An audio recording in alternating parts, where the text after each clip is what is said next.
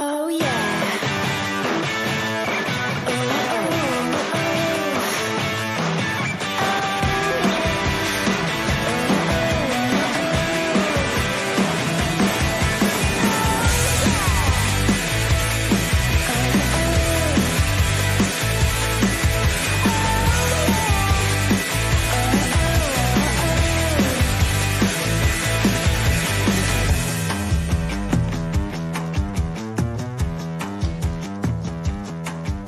It's been a golden 13th World Military Football Championship as we get set for the most golden match yet.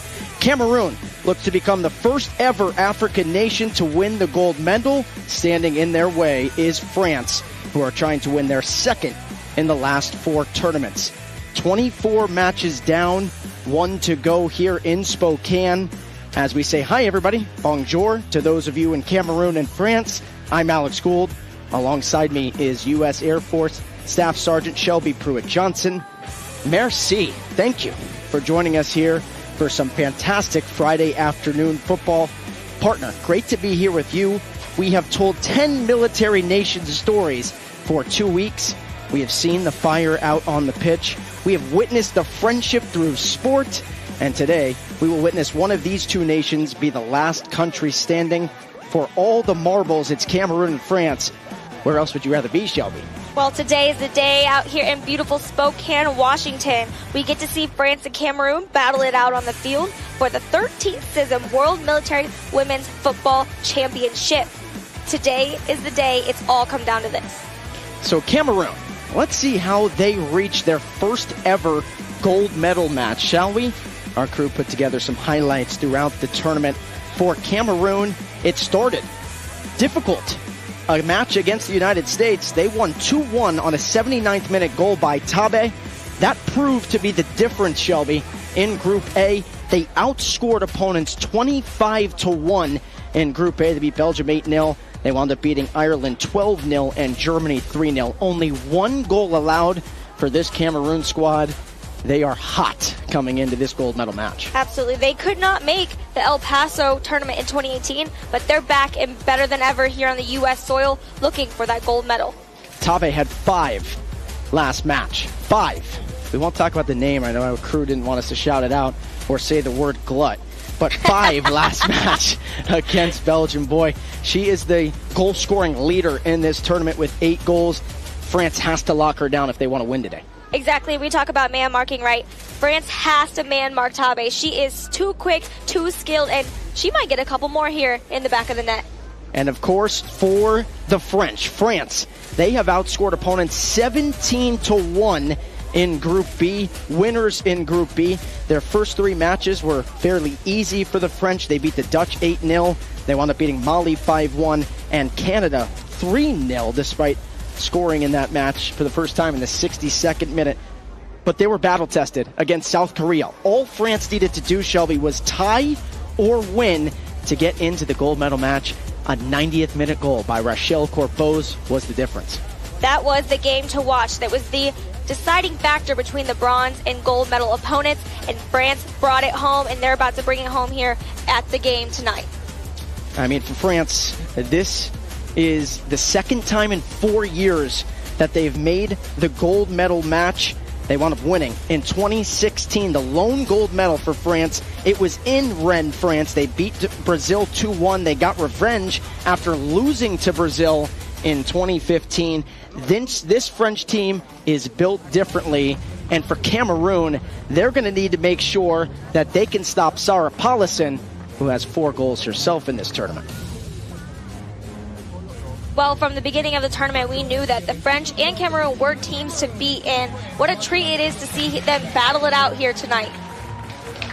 Both teams getting a standing ovation here as they trickle onto the pitch. Let's take a look at the tail of the tape between the only 2 undefeated teams in this tournament. You see, perfect was Cameroon in Group A. Perfect was France in Group B. We talked about 25-1, the goal differential for Cameroon, 17-1 goals for, 1 against for France, 24-16.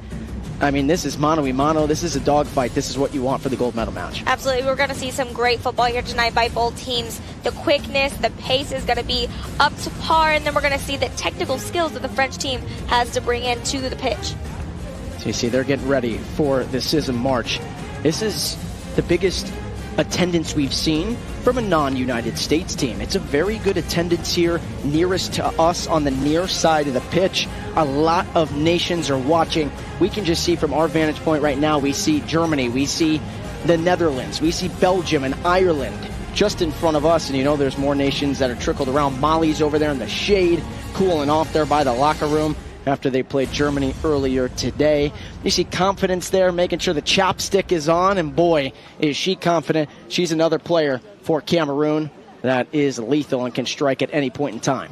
What a great game for all these other nations to be watching, to see the best teams that we have in this tournament battle it out here on the field, and getting to learn, getting to see the teams that might not have played France, the teams that might not have played Cameroon, getting to see what made them get to this point. Good shot there by Allen. That's the crowd, and all in the shade because it's 90 degrees Fahrenheit. It's 32.22 degrees Celsius. It's hot here in Spokane. Another storyline is the keeper looking directly into the sun. Each keeper is going to have to at some point. I think in this match, Shelby, because it's a 4 p.m. start time, we're used to a 3:30 and a 7. It's a 4 p.m. start time, so I think whoever has to defend their own goal on the nearest side to the concession stands and the scoreboard over there might have a tough time of it because they're looking directly into the sun. So I think you want to win that flip, and I think you want to defend on that end first. I think side to the concession stands and the scoreboard over there might have a tough time of it because they're looking directly into the sun. So I think you want to win that flip, and I think you want to defend on that end first. I think so too. You know what? And it is the storyline of every afternoon game that we've had in this tournament so far. The sun can be detrimental for those goalies. So getting ready for this CISM March here. 9-hour time difference in France. It's 1 in the morning, or about to be 1 in the morning. And Cameroon, it's about to be a new day. And of course, those in Cameroon are hoping the new day brings a gold medal. Regardless for Cameroon, Shelby, if they win this match, if they lose, they'll be the first African nation to ever win a medal. That's how special it is for Cameroon. What a party will be in Cameroon and on the flights home and in the dorms. I know that everyone will be celebrating any of these teams winning.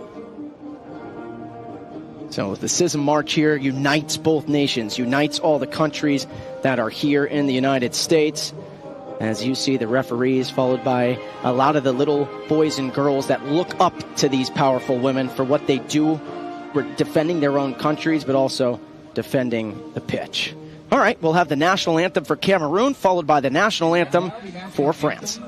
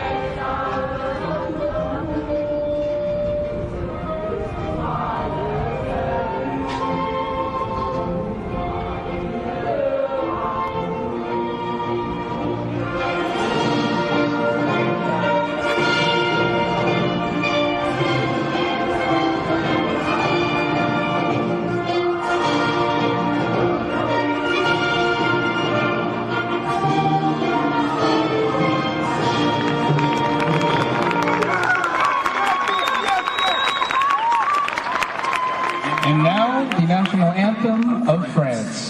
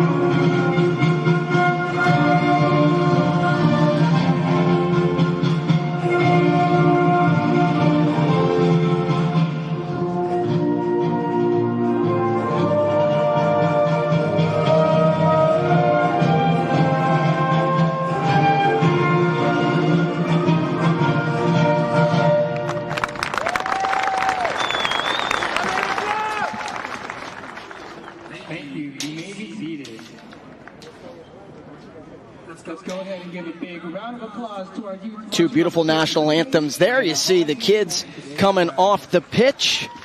Let's talk about the referees for the gold medal match. Two from the United States, two from South Korea. The head referee is Laura Rodriguez. The AR1 is Megan Mullen, both from the United States. And then the AR2 is Sung Young Yang from South Korea. Fourth official is Min Ji Cha, also from South Korea. Of course, those two nations just battled in the bronze medal. Big congratulations to South Korea for knocking off the hosts and the United States 3-0. All right, let's take a look at the starting 11. First for France, under head coach Marc Moufra. As the head coach at the helm, you know, he's hoping for a gold medal to bring that back to France. In goal is Audrey Dupapet. Boy, did she have a stellar game and the shutout against South Korea to get to the gold medal match. Left back is Vivian Boudot. Left center back is Shuli Mahrashu. The left back is Shuli Pascaro. You got the two Shulis in the middle. They have been tough to get by. The right back is Alizi Lahra. And then the holding midfielder is Melissa Goudard. Left attacking mid is Rochelle Corboz. Her goal sent France to the gold medal match. And then the attacking mid on the right side of the pitch is Tiffaine Brissonnet. Brissonnet gets the start today, did not start against South Korea. The left wing is Marion Branvacht. Center forward is Sarah Paulison with 4 tallies to her total. And then rounding out the starting 11, the right wing is Christy Gavary. All right, for Cameroon, in a 4-3-3 formation, the same as France, under head coach Solomon Sadako. The keeper is Ungodam. She has been tough, has only allowed 1 goal all tournament. This back line has been just as tough. The left back is Undome. Left center back is Sandrine. She will man mark Sarah Paulison all match long. We can guarantee you that. The right center back is Bakench. The right back is Rita. In the middle, the left mid is Mbo Mozamo. The attacking mid is Eto. The right mid is Chunko. And then the 3 up front for Cameroon. The left wing is Umbianchi. The center forward is Tabe. Tabe with 8 goals in the tournament. 5 last match against Belgium. And then the right wing, ever so confident, is Confidence. Those are the starting 11 for Cameroon. Well, the scene is set, Shelby. The sun is shining. Cameroon, can they bring home the gold for the first time ever for an African nation? Mali, who competed for the first time ever, Shelby, is looking at what Cameroon has done, thinking we could do this in the future. And then for France, the top dogs in 2016 when they hosted in Rennes, they are trying to come out on top again and prevent Cameroon from bringing home those golds. Well, it looks like the French heard you talking about the sun. They're defending. This side won the coin flip, and now we're going to see them play. They were both taking pictures, chanting loudly. The excitement, the tension is so high here in Union Stadium. I can feel it. So that is Tabe in the center circle. She'll likely play it back to Mbo Mozamo or Chunko and get this thing started. Can France defend Tabe? Can the 2 setter backs in Shuli Mahrashu and Shuli Pascaro prevent Tabe from scoring for the first time? She scored in every match in this tournament. It's Tabe to Chunko, and we are underway. That is Shuli Pascaro, who was brilliant, Shelby, against South Korea, arguably the MVP in that match. Pascaro and Mahrashu, such great defense, a wall back there, and I think it's going to be hard for Tabe to break through that wall. Number 15, Bianchi. Number 17. This possession there, and it's a throw-in for France. This is Vivian Boudot. Boy, does she have some length to her. A lethal lefty. Has such a good touch on the ball. Tries to play it into the box as much as she can when she runs down the near side of this pitch. So Cameroon has been tested 1 time, and that was against the United States in their very first match of the tournament. Who would have thought at that moment that that match would be ever so critical? A 79th minute goal by Tabe, who we were just talking about, was the difference between them and the United States going to the gold medal match. When you think about it too, and we've been talking about it too a little bit, in the beginning of the tournament, these teams very new to the area, very new to the play, the turf, the wind, Spokane, after traveling all that way.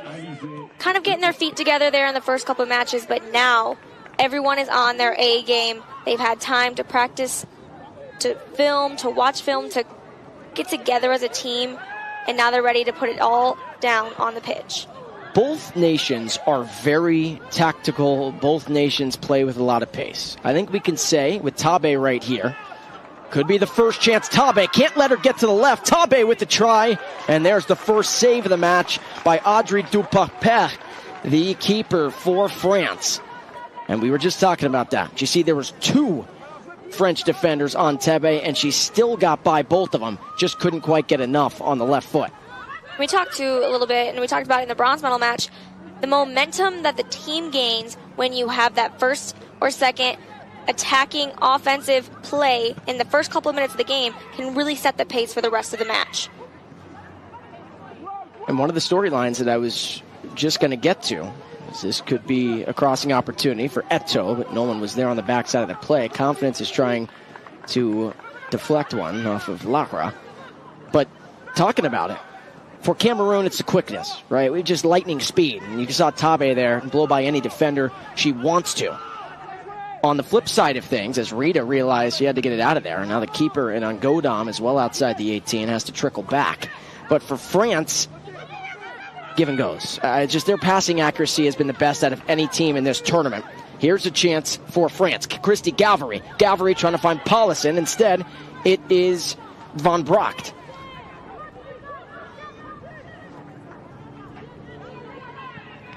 And hearing the chatter, a lot of chatter. You get to talk amongst fans here. And hearing the chatter amongst other coaches and people here. A lot of people picking Cameroon in this match, saying that they have a lot of momentum. This team is used to playing with one another. And they said that France was very tactical, and maybe even more tactical than Cameroon in ways, but not used to playing with each other year-round. I mean, it's a brand-new team that was assembled for this tournament. A lot of pros. You can see that pro pass there by Brissonnet.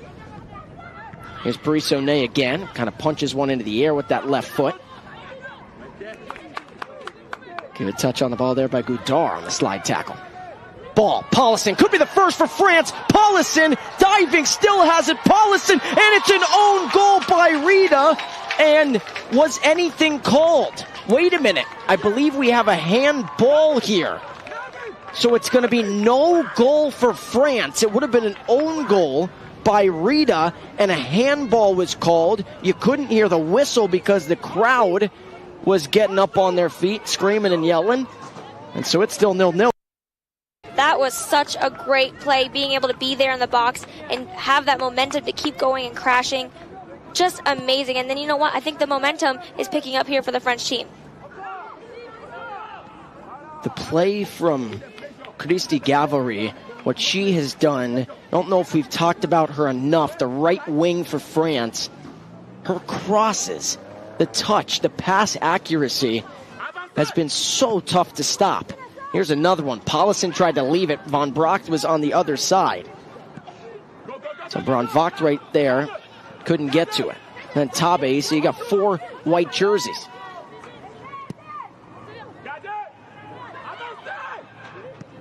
Right now, the spacing for Cameroon, Shelby, is not ideal. You can see France finding holes and cracks in the armor here. But we know how fast Cameroon can strike. This could be a chance. This is the attacking mid. Eto, good ball out wide. This is Umbianchi. Umbianchi crosses it in. And Dupapech with the diving stop.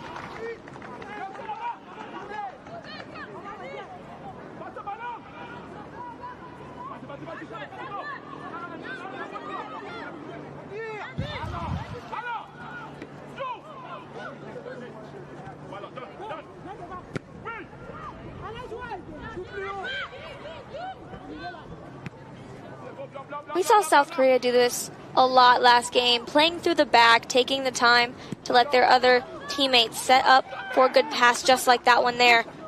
Good poke by Galvary. Keeper is out and then cleared away by Sandrine. She is one of the best center backs in this entire championship. And Sandrine, where does she go? Where does Sandrine go? right to Paulison. We talked about it in the open, Shelby. Sandrine is going to be on Paulison the entire match. She's not going to be a shoulder length away, more than a shoulder length away. As Boudreau was on here. Boudreau with a left foot try, not enough on it, and the save for Ungodam. You saw the Cameroon back line just inching forward more and more and more to try to get these French players off the line, and the French players were squished with their midfielders, making it a little bit harder to make some passes.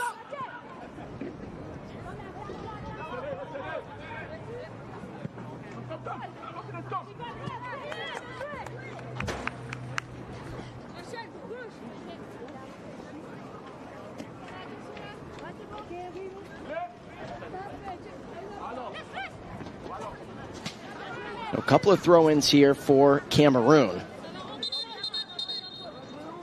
8th minute of the match, still 0-0. Tabe had a pretty good look. Couldn't quite get enough on it, the left foot. Confidence. Tabe back to confidence, but France practices that. They know what Cameroon does.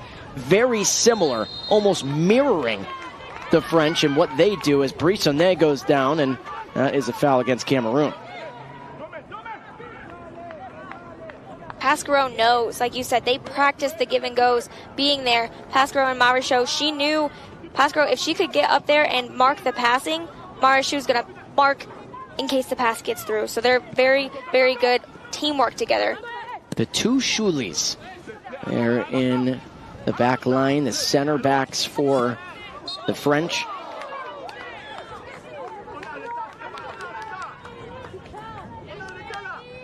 So Goudard was looking at head referee Laura Rodriguez there, wondering if maybe she could have played advantage and allowed the French to continue the attack. And that ball, too much from Pasquerot.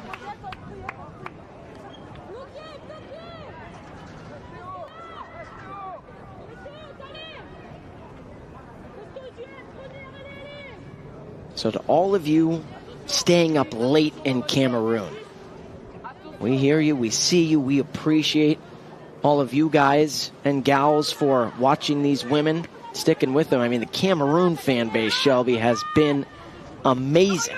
All the support on social media, everything that they have witnessed here. Very proud of these women, or a lot of those fans. Absolutely. There's not a post of the game versus Cameroon in any of the nations without 3 or 4 or 5 or 6 Cameroonian flags in the comments. And then for France, it's a little bit later. It's now 1:11 in the morning in France, 9-hour time difference, but it's Friday night, right? So it's Friday night in France, and how about some Friday night French football? That's what they got there, staying up late and hoping that they can witness this French team win their second ever CISM World Military Football Championship.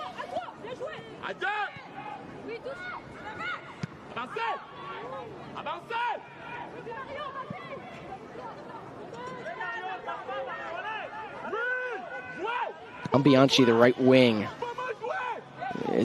has been a big difference maker the last couple of matches for Cameroon. Rita is just a pro each and every day, the right back. And so you're going to see a lot of these attacks for Cameroon come through the near side of the pitch here, just like this. This is Ambianchi, has a step on Boudreau. Tabe, course, finds it at her feet. Tabe tried to leave it for Eto, and it was intercepted by Brissonnet.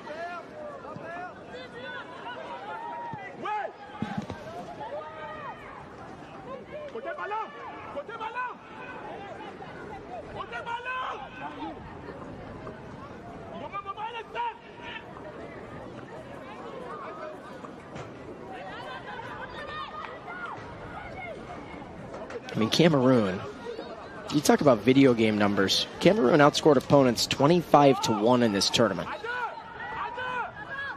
That's hard to do if you're playing on FIFA on the easiest difficulty, Shelby. If you're playing on beginner mode or rookie mode or whatever it is, that's hard to do in a setting.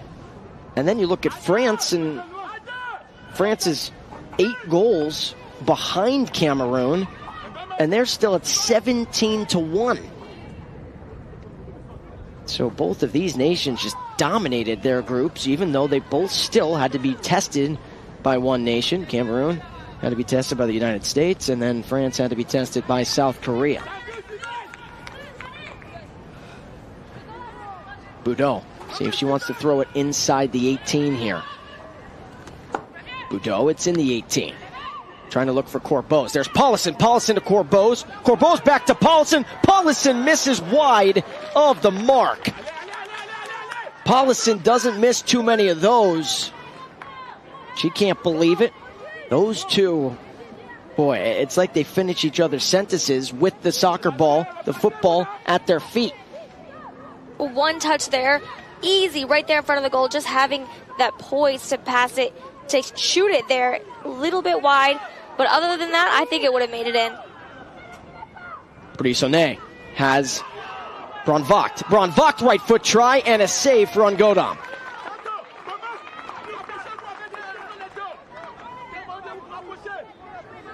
The French team is keeping the pressure on Ngodam here in this first half. Mahershu gets it out of there. Counterattacks.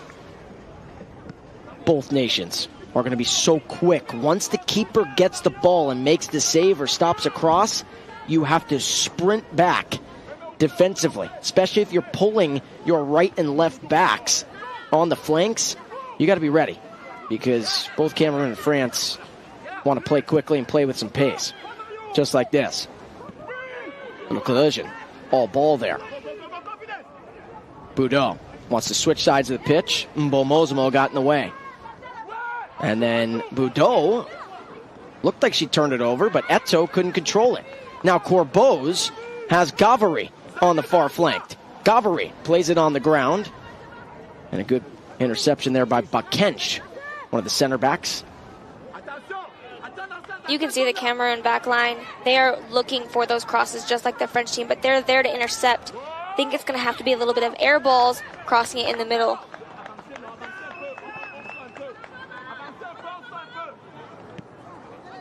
It looks like Sandrine and Bakench have switched a little bit here. Looks like Sandrine's maybe more as the right center back. She's just sticking stride for stride with Paulison. I mean, their footsteps are in sync. That's where number 19 is going to be.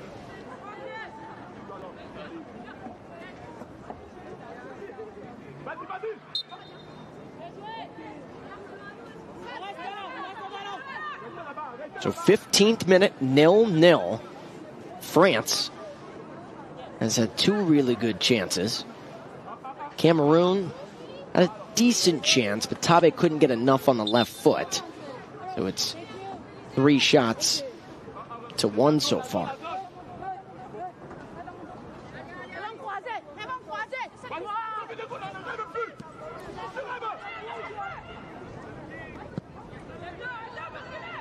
France is so comfortable, Shelby, switching sides of the pitch. The vision, another thing that's hard to teach. How about Brisonnet? Back to Boudot. Boudot couldn't control it to her right foot. Again, she is left foot dominant. She tried to go left to right, couldn't control it, and here's the counter chance. Ambianchi. Ambianchi still has it. Goudart hits the deck. Eto. Back to Ambianchi. Ambianchi somehow gets it to Mbomozimo, and then Confidence. Cleared away by Lahra. We know once the ball gets to Confidence's feet, something's going to happen. She is so great at controlling the ball, using her footwork, her speed, and making some passes to get it in the back of the net.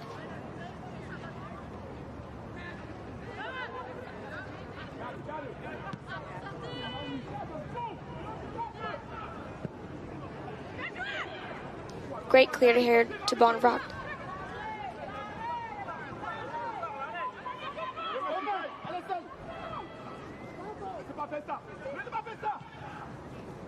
I think Bron Vogt and Confidence, not just because they're both left wings, but they're very similar because they're sneaky. That's where Rita, as well as Lara over there, the right backs, they have to have that peripheral vision. You cannot let number 7 on France or number 21 on Cameroon out of your sight at any given time. And we've seen that a couple of times. Rita's cheating in the middle of the pitch. You can see her on your screen there inside the center circle, but Brandvogt is wide open here on the near side.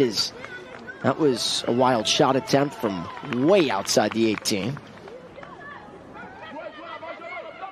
And now Rita comes back to make sure that Brandvogt is taken care of. You know, we saw that in the last match as well. Leaving that flank open can be detrimental for the defense because that's where things start to happen, good things. And here's Corbeau's, the hero for France. Brandvogt again. We just talked about it, Shelby. Brandvogt with a right foot try, and what a slide tackle by Rita. So maybe, Shelby, even though Brandvogt was creeping again, maybe Rita just trusts the Jets and trusts her feet and footwork and speed to get back. And that's a daring slide tackle inside the 18 as Paulison now is on. Paulison from 22 yards out off the American football crossbar. It's a goal kick for Ungodam. My first thought about Brandvogt out there in the wide, perfect pass like we were just talking about. She was sneaking in. I think she was a little bit too patient. We know that the Cameroon team has so much speed, so we can't be waiting too long, even if it was a tad bit, to make those shots. And I think Paulison on that attempt could sense the backs right on her back and realize that she wanted to take one from about 22 to 23 yards out. Bar Rodriguez played advantage and now calls the foul. That was delayed there. Brandvogt trying to say, hey, you didn't call anything, so I played it on. And Boudot would have had a one-on-one with the keeper. Boy, that one's tough there for France.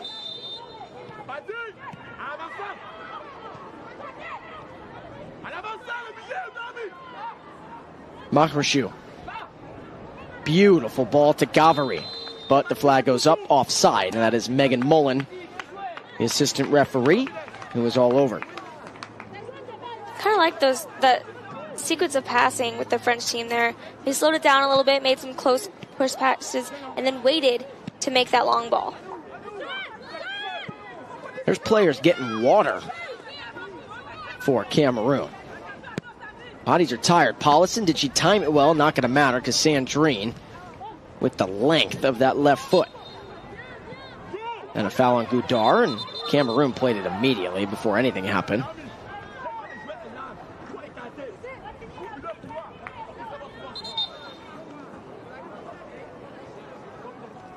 So 0-0, 20th minute.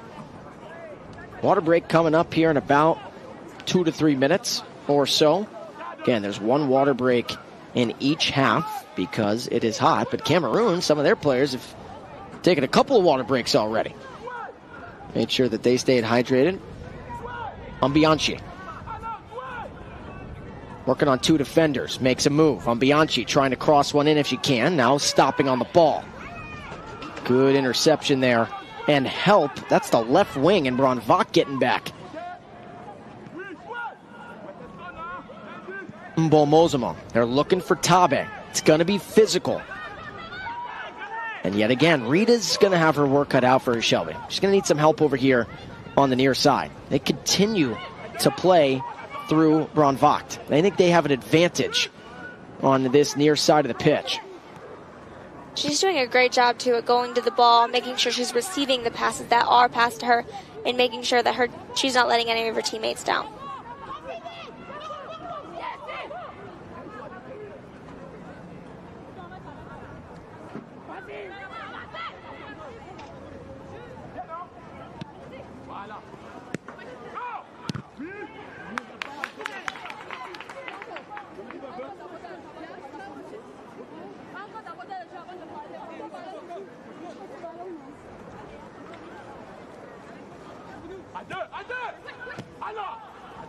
Two defenders on Gavary.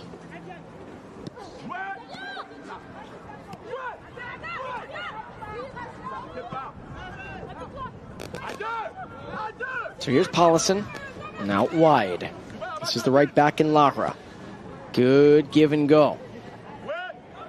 And cleared away by Kench. I don't know if you saw it, Alex, but Sandrine just being on Paulison was really shut down Paulison right there at the front. Like you've been saying, that is her mission for this game.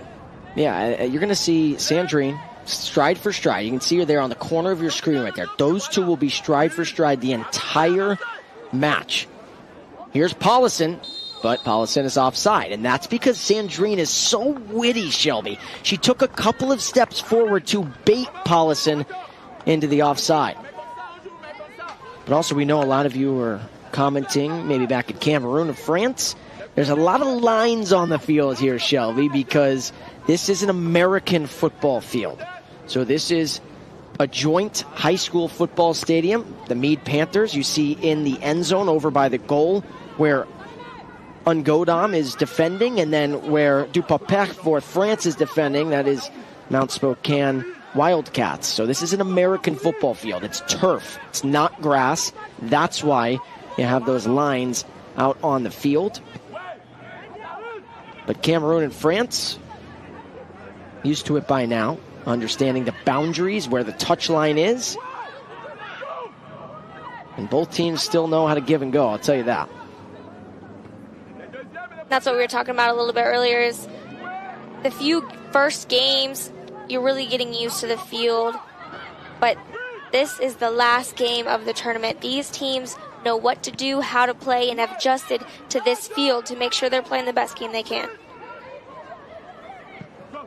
Bianchi. Confidence with the speed. You got to be careful of Confidence, and Confidence connects. The first for Cameroon here in the 24th minute. A salute to those back in Cameroon and who have traveled here to Spokane. Confidence showcasing her speed, connects on her third goal of the tournament.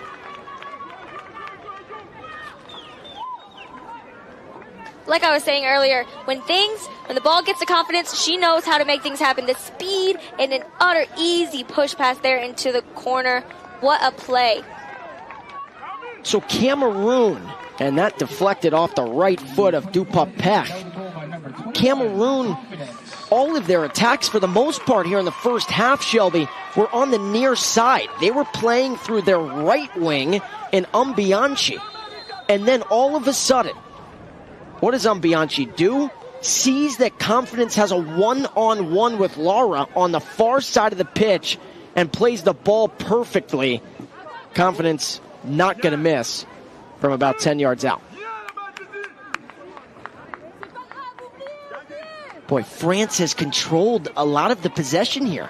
Say it's about 60-40, maybe 65-35. But it's Cameroon and Confidence going into the water break that lead 1-0.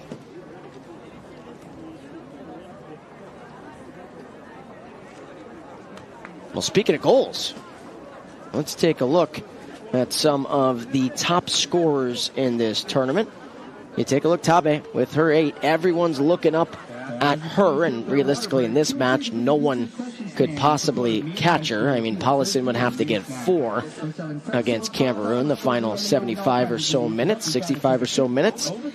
But 1-0, Confidence with her third tally of the tournament.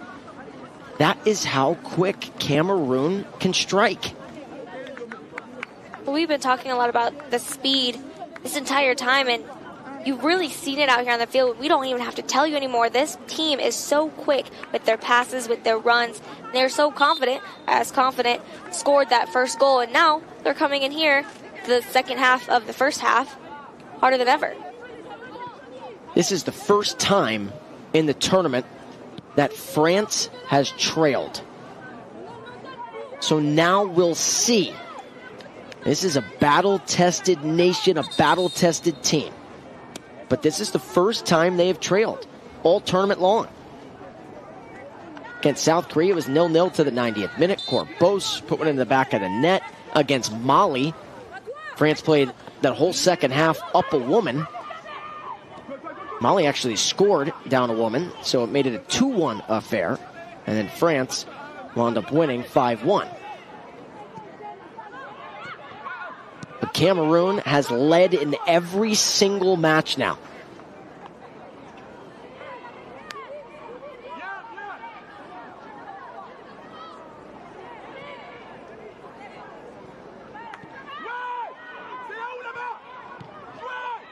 And France, another point we got to talk about. France has 17 goals. But in the first half, Shelby, they've struggled at times putting one in the back of the net. So you see the good closing speed there.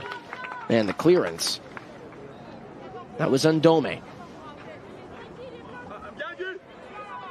But France against Canada. Canada packed. Played everyone on their defensive third. Here's Paulison, Sandrine.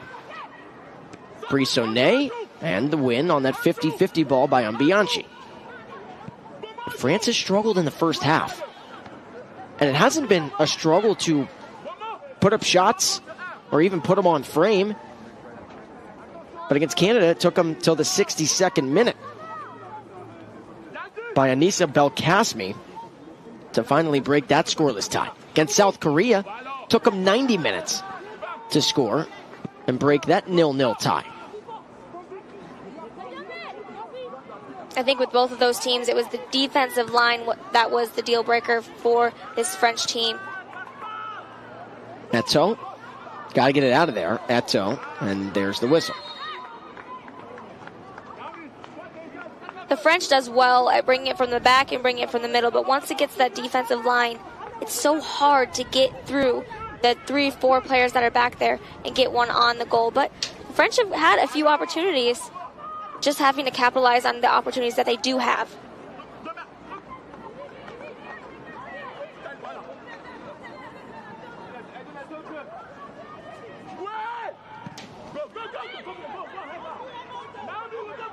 Skied into the air. Tabe pokes one.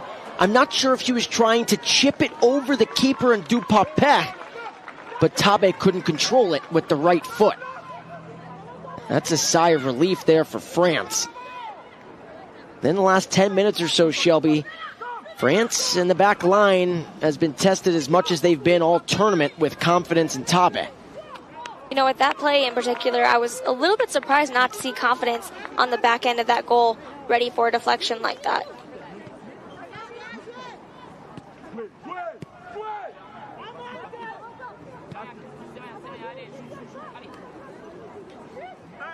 To 90 degrees Fahrenheit, 32.22 degrees Celsius.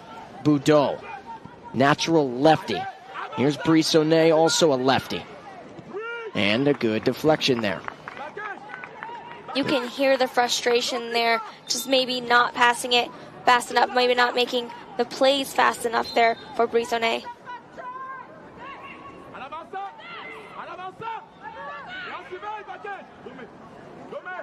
The majority of attacks so far have been playing through the left backs for France. And that's a foul called and a yellow card. That's going on Goudart. So Goudart, who committed a foul earlier, and Laura Rodriguez pulls out the first card. You have to think yellow cards don't mean as much now that this is the last game, because if you get two, you have to sit out this game and the next game. Now the next game, right, doesn't matter since this is the gold medal match. But if she gets another one, she will have to sit out the rest of the game. Yeah, and then France is down a woman. Here's Sandrine. As much as we talk about Tabe, Anchi, and Eto'o, Nanga had a hat trick. Confidence has 3 goals, 1 in this gold medal match. If people are watching and they're paying attention and they're true footballers, Shelby, Sandrine could actually be the MVP of this team. She's made it so tough on any striker to get in. Speaking of strikers, Tabe, again, missed it with the right foot, and she's frustrated with herself. Well, Sandrine and Bakench back there in the back, like I said, like the wall in the back for the French, that's the wall for the Cameroon team, and Sandrine is doing her job, working hard to make sure any shot attempt is stifled by her.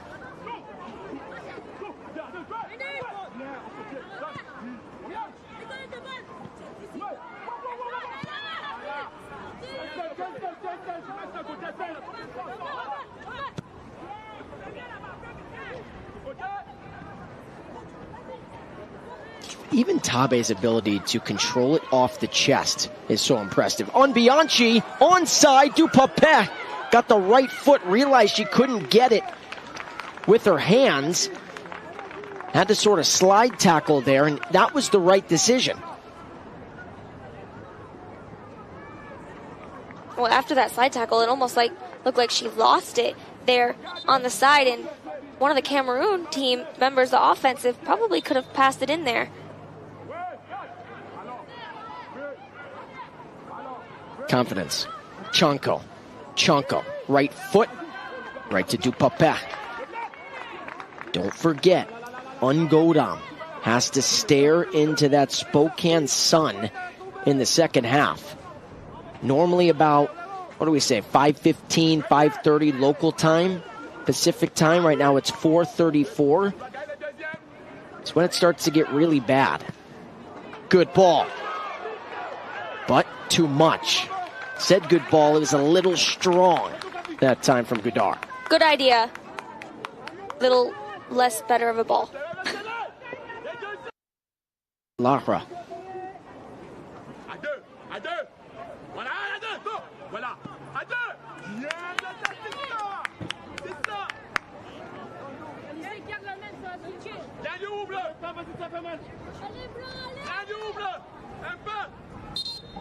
In case you're just tuning in, 1-0 Cameroon. Confidence scored in the 24th minute of the match, right before the hydration break, on a beautiful pass and cross to the far side of the pitch by Bianchi. The vision to see that Confidence was making that run.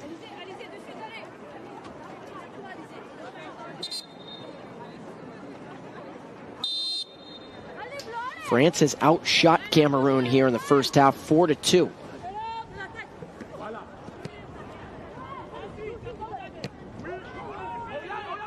Here's Bianchi, and she control it.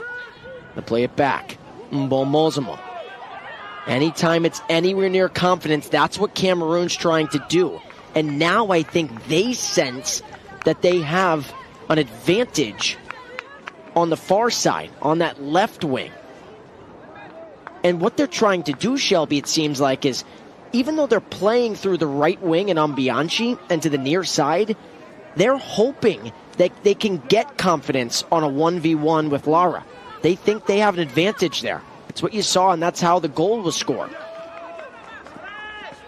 Well, too, when you're playing through Bianchi, any cross is going to hit either Tabe or Confidence. Here's Paulison. Oh my, what a stop defensively by Rita. She's the right back. Brandvogt was wide open. If Paulison connects on that pass, Shelby, it's a one-on-one between Brandvogt and Ungodam.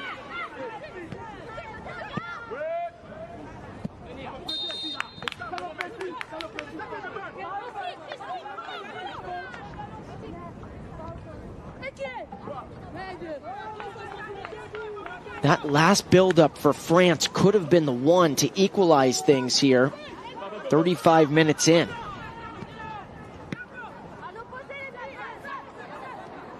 Paulison gets it past Rita. It really was only Brandvogt and the keeper and Ungodam.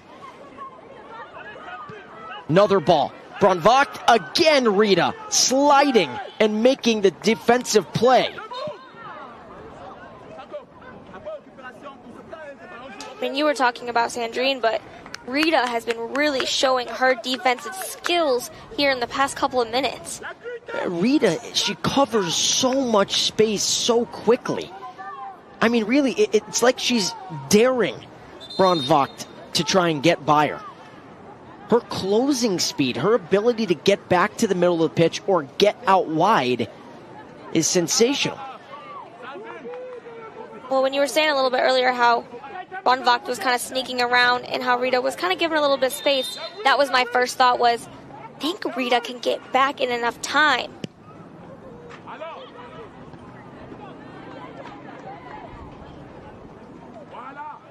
I still think, though, and that's a foul on Marishu, so this is going to be a free kick here. So we'd call this the 25-yard line on the American football field. This has a good angle on the goal, too. It could be another chance here for the Cameroon team. Yeah, this is pretty far out, but you never know. Maybe Sandrine takes one here and Dupapec tries to punch it out and someone cleans it home for Cameroon. It's crashing the goal that it's going to get this one in the back of the net. So this is about 37 yards out, roughly.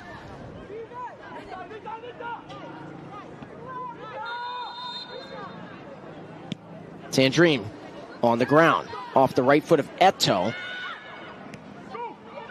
Now we'll see if France can counter. Chanko and Bronvacht.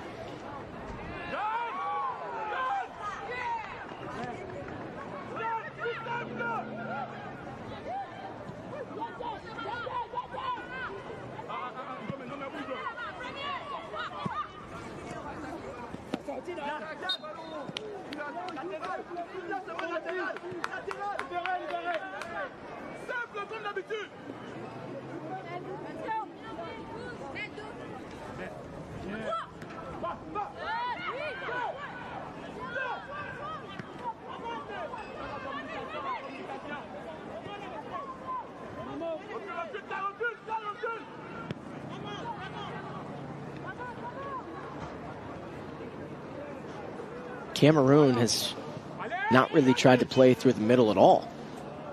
And that's understanding. Even though Tabe is there, they've tried to get it to her a couple of times, but even though Tabe is there, they know how talented Shuli Makrashu and Shuli Pascaro are.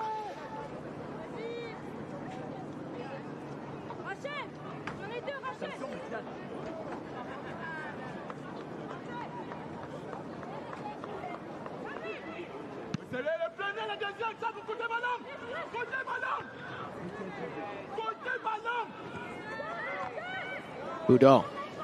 No one helping Rita right now. Out wide, yet again, is Bronvacht. Rita's so comfortable, gets back. Bronvacht, too much.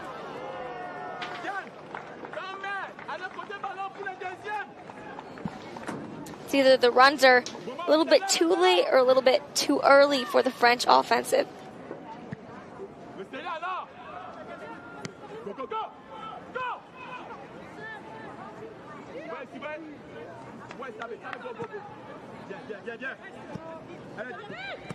So earlier, in case you missed it, I know it wasn't streamed, but Belgium beat Canada. It's Belgium's first win of the tournament. Belgium beat Canada 2-1 in the 9th place match. Then the Netherlands defeated Ireland 3-1. So a battle of two European counterparts. And then Germany defeated Mali 1-0 right here at Union Stadium. And then in the bronze medal match, South Korea defeated the United States 3-0. Paulison, Boudot. Boudot couldn't get it by the right foot of Mbomozomo. Gavary. Ondome. Dispossesses Gavary. Brissonnet. So swift. Here's Goudart. Not enough on the pass. Picked off by Umbianchi. You can see the entire Cameroon defense has pushed up, leaving Paulison offsides and a couple of other French offensive players offside so quick, and that's how they keep getting caught as well.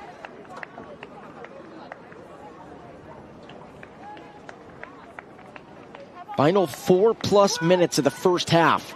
This gold medal match. 1-0 Cameroon.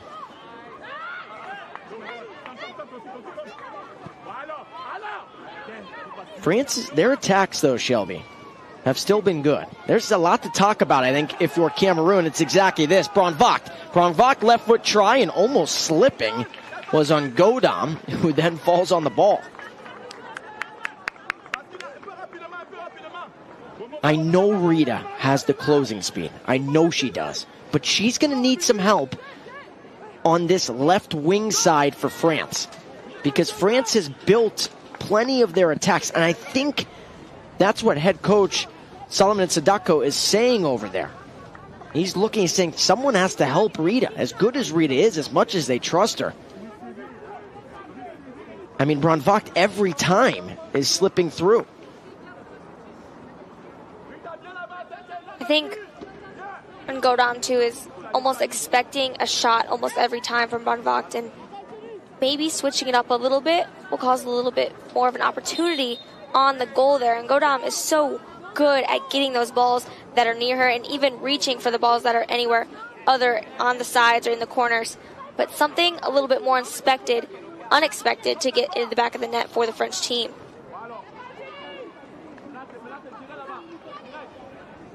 Cameroon, a lot of this tournament, other than the United States,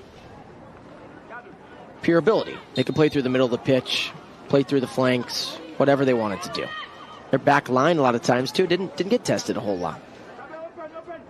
That's how much they controlled possession and the pace of the match on their attacking third. But now France showcasing to them that they mean business. But Cameroon still has that 1-0 advantage. Is this Chonko to take it here?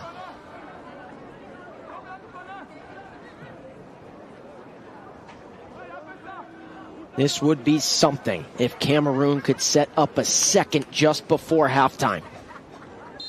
Chonko to confidence. Back to Chonko. Trying to find Tabe, but too much.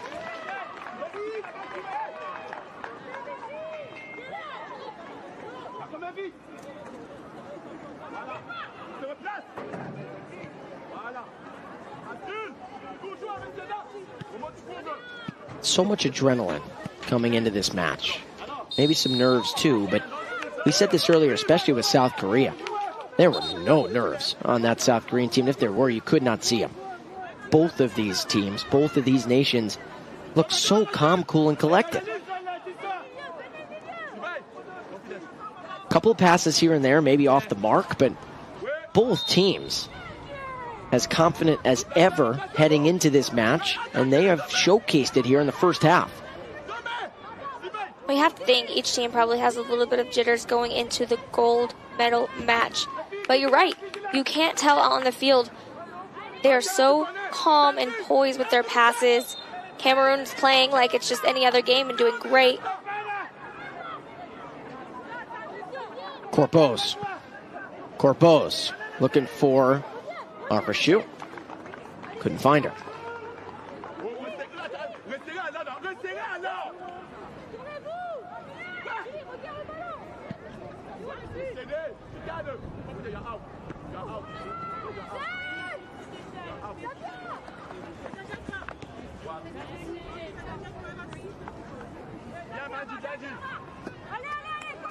So 45 minutes. We are being told 2 additional minutes. So 2 minutes are being added. Can France get the equalizer? Brisonnet to Boudot. The two lefties, and Boudot couldn't find Brandvacht. Well, something that I'm noticing a little bit about the French offensive is the tenacity towards the goal and towards Ngodam when the ball is passed that way is a little bit lacking. I think you see the Cameroon team are sprinting, running as hard as they can, so brave up against Boupopé, but the French team isn't doing the same there towards Ngodam. Issa Tabe there. She's only touched the ball, twice in this match? It's because of the two center backs. And realistically, I think that Cameroon knew that going into this. 100%. They said, listen, if we can find Tabe 1v1, great. But I think they knew in order to win this match, they were going to need to play through Ambianchi, as well as Rita, the right wing and right back, and then also through Ndome. Haven't played through her as much in this match, but confidence as well, and of course confidence struck. Brisonnet times the run well. Good ball to Paulison. Paulison couldn't control it, tried to juggle it up in the air. About 40 or so seconds left. Cavalry. Here's Corbeau's, the hero for France. Corbeau's, Paulison trying to equalize, and it goes over the crossbar.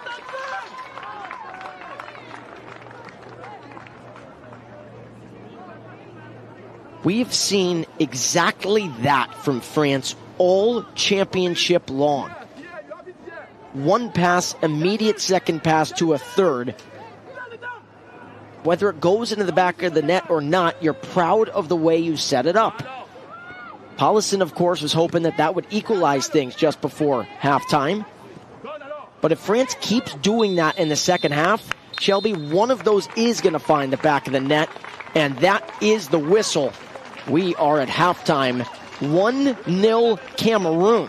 Despite France controlling much of the tempo, outshooting Cameroon 6-2, it was a 24th minute goal by confidence that gives Cameroon the 1-0 advantage. Well, leaving the first half here up 1-0, it's got to be such a great motivation for the Cameroon team, and coming out here, getting to talk some strategy in the locker rooms, and then coming back out. We'll see if it's the same match or if it's going to be a little bit different for the French and the Cameroon teams. Our final package here at the half by our line producer, Matt Hester. He caught up with South Korea and the bronze medalists who defeated the United States 3-0 in the match prior. He caught up with Min Jin Kim as well as Do Young Ban to talk about how special that win was. We will see you guys on the flip side of this break.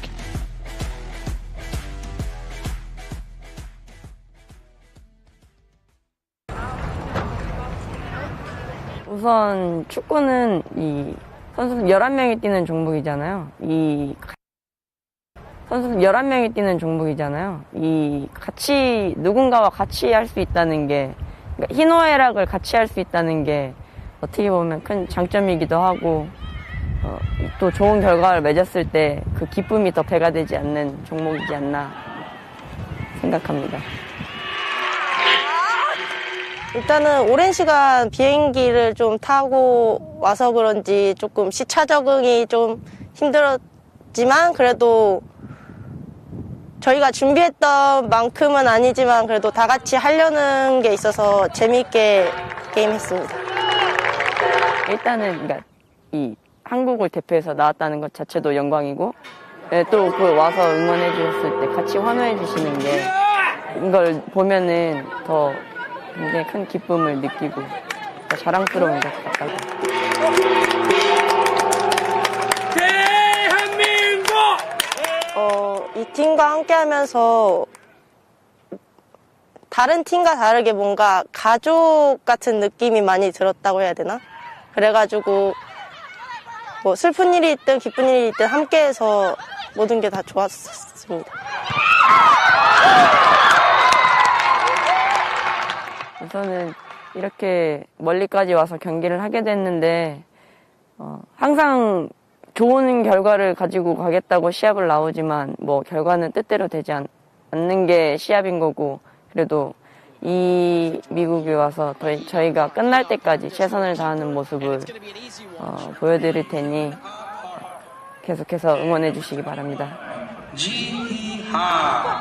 저희가 목표한 바를 이룰 수 있게 최선을 다할 테니까 항상 많은 응원 부탁드립니다.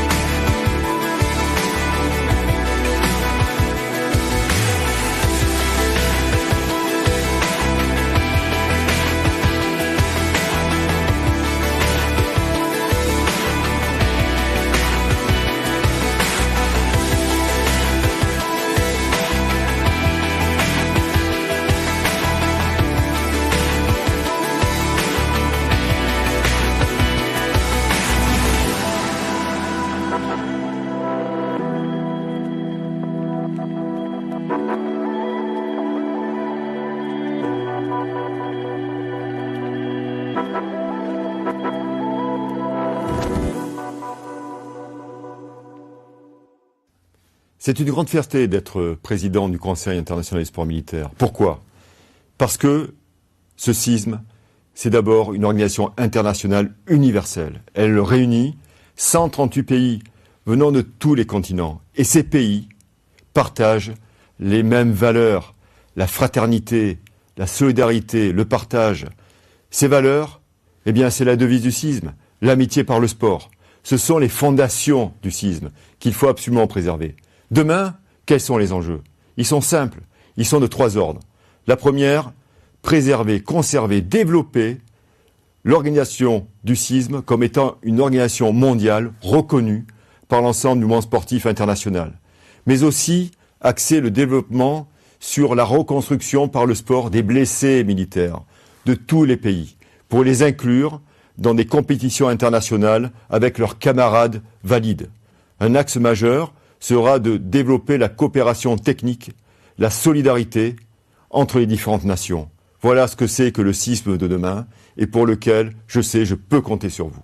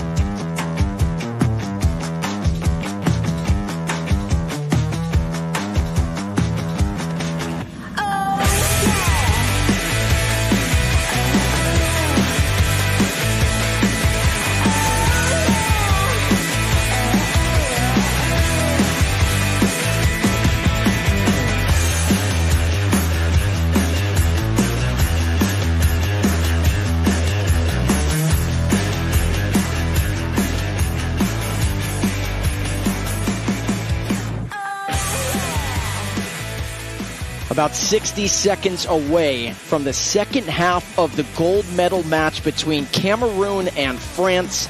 Alex Gould, alongside me is U.S. Air Force Staff Sergeant Shelby Pruitt-Johnson. Shelby, 1-0 Cameroon. Let's take a look at the highlights from the first half. Before we get to the goal by Cameroon, Tabe had a chance here about 7 minutes in, played it to her left, couldn't get enough on the shot. But then France, after that, dominated on their side of their attacking third. You saw that chance there by Paulison. She had a couple of different chances, and then confidence right there with the strike. In the 24th minute, she could hear the fans celebrating in Cameroon. That's the difference here going into the second half. Cameroon up 1-0. Like you said before, the French, after that score, they really took that and now made it into a lot of possession in the later minutes there after that hydration break, and they had a lot of chances through Bronvach to Paulison there in the middle, and now Ungodam's going to have the sun in her eyes here in the second half. Yeah, that's a big point. Again, that sun, it's not going to quite set in this match, but still, got the sun in her eyes. Could be a difference maker. All right, let's talk adjustments for Makmoufra's group and France. What do they need to do here to equalize at 1? So I think it's a little bit about tenacity.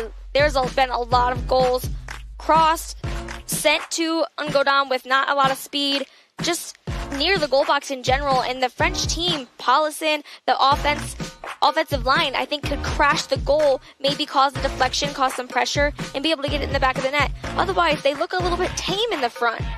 And I think all eyes here on the second half are on Rita, the right back, and the left back, and Marianne Bronvacht.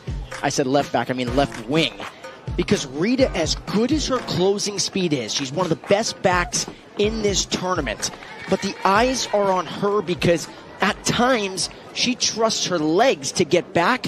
But if Boudot or Corbos or whoever it may be, Goudard, plays a ball to Bronvacht with space, there's a chance that France could get a one-on-one between Bronvacht and the keeper and Ungodam. Yeah, I think, too, the offensive line needs a time there. Runs a little bit. We've seen in the first half a lot of offense calls, and Cameroon knows that. They are making the 2 steps forward to get the offensive line off sides, and it's happened one too many times. I think the French needs to learn from that in the first half and make some adjustments on their timing when they're running. We are underway here in the second half. Will 45 minutes decide it? We reminded those folks in the bronze medal match. There are no draws, of course, because this is the gold medal match. So, if the score is tied after regulation, we will go to extra time. We will have 2 15-minute extra time frames. You can call them halves, whatever. No golden goal. Good interception there by Umbo Mozomo to get on the ball. And then if it's tied after those 30-plus minutes, penalty kicks to decide the gold medal winner. Gavary looking for Corbos. It was booted away. This is a throw-in for France here on the near side. There is one substitution for France at the half. Maybe a little bit surprising. Vivian Boudot is out. This is inside the 18. Brissonnet tried to find it. Vivian Boudot is out. Checking into the match is Vahey Sahman. So Sahman is in. Boudot is out.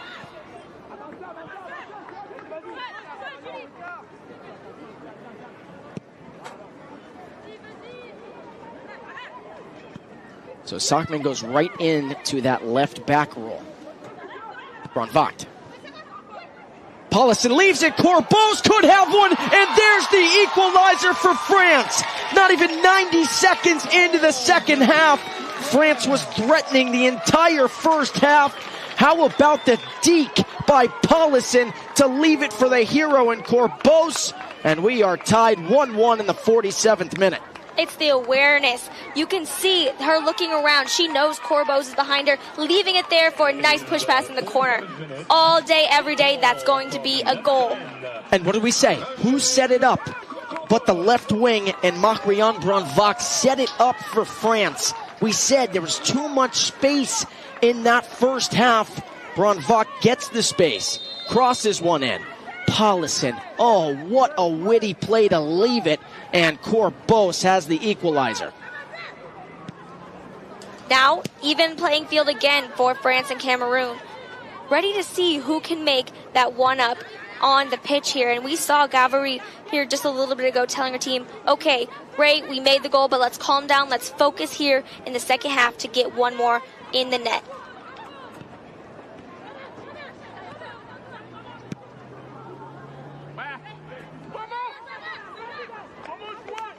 So now Cameroon tied 1-1 for only the second time in this tournament since they were tied against the United States.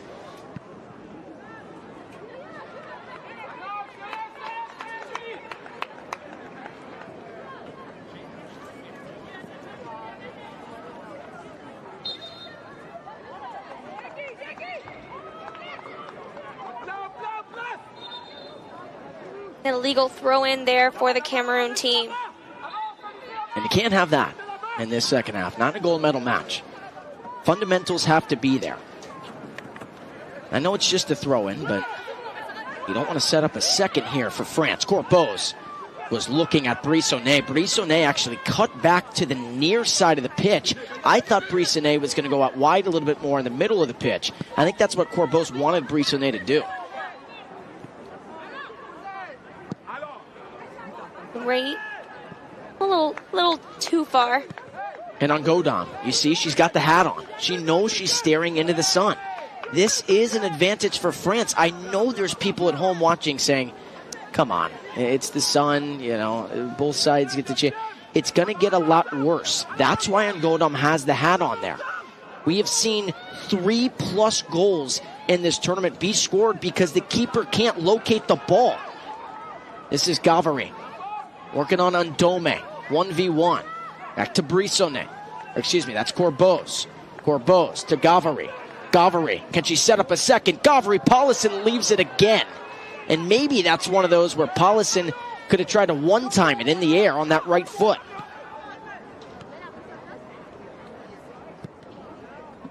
Corbos again, looking for a second. Paulison, flag didn't go up. I think Paulison maybe thought she was offside, but finds the arms of Ngodom.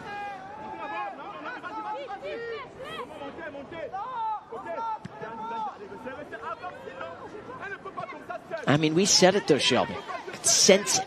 We said it just before the start of the second half. Rita is just space over there on that far flank, on the left wing for France. It was similar in the first half.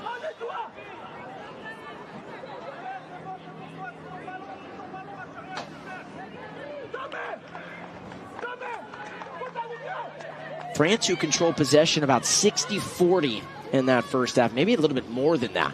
As Pasquero looking for Paulison. Paulison off the chest of Ngodom.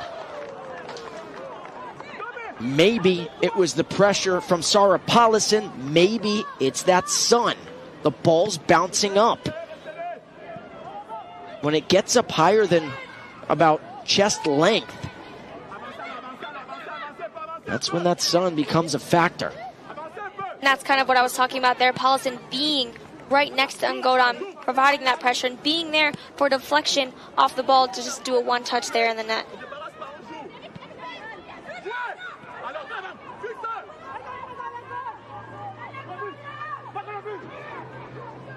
Etzo leaves it. Chunko. Here's confidence. 1v1 with Lara. And Lara this time says, I'm not messing with that. I'll force the corner. I don't care. She knows how much speed Confidence has. She'd rather the defense reset. I think that might have been the best play there for her too, just being able to know her options and what needed to be done there. So Confidence going to take it here on the near side. She scored the lone goal in the 24th minute. Can she set up a second to put Cameroon back on top? And that ball was too low. Couldn't find anyone. Bomozimo. Etzo. They're trying to find Tabe. But that time, Shuli Mahrushu was all over the back of Tabe. So Sandrine, who is sticking stride for stride with Paulison, it's similar to both Shuli Pasquero and Shuli Mahrushu. The two Shulis, their assignment in this match, in this second half, is Tabe. You know, Marc Mufra and the rest of the coaching staff said to the two center backs, if we lose, we lose. We can't let Tabe score.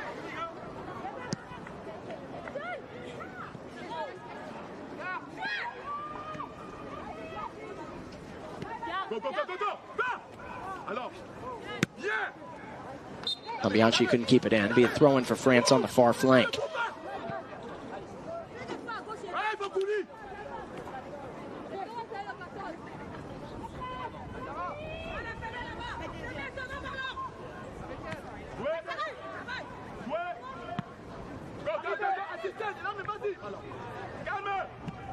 And that's been part of the strategy for Cameroon. They'll play that ball up in the air, hope that it takes a friendly bounce on the turf, and have Tabe make a run. What a ball by Chonko here. His confidence. Confidence plays it to her right. Confidence looking for a second shot, deflected by Lara. Still inside the penalty area, and now a foul called against Eto'o. It'll be a free kick for France. You have to think Lara cannot leave any space for Confidence to get any touch on the ball, because even if it is just one touch, Confidence has that control to be able to move it to where she wants and make a pass off the touch.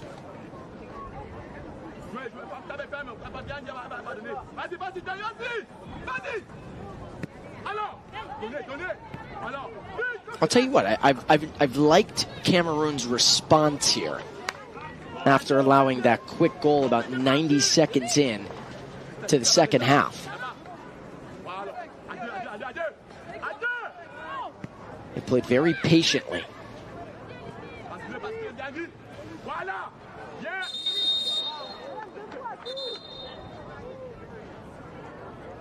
Confidence going to get talked to here by referee Laura Rodriguez.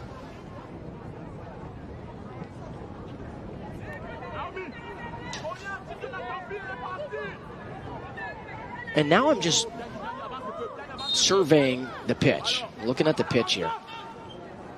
Rita is a lot closer to Brunvak than we've seen her all match. And that's an adjustment, I think. Solomon Sadaku probably said at the half, but also has said here after that goal. So Goudart slipped. Action cannot be made because Mahrushu was there.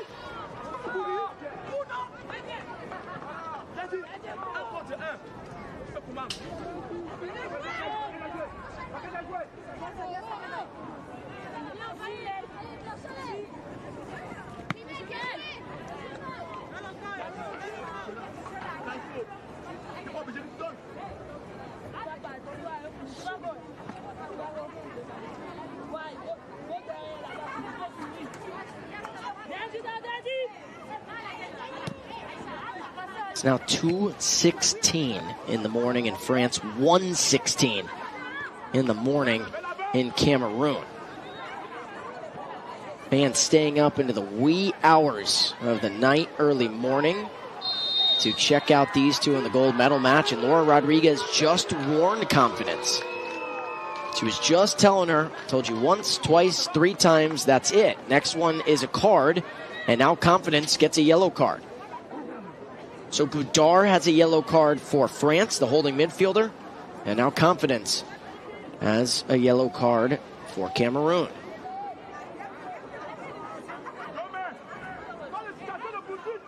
And although that might have not been a play there that automatically warrants a yellow card, a lot of times a referee, if they tell you multiple times, 2 or 3 times, they'll tell you the next foul you commit in that situation is gonna bring out the yellow card.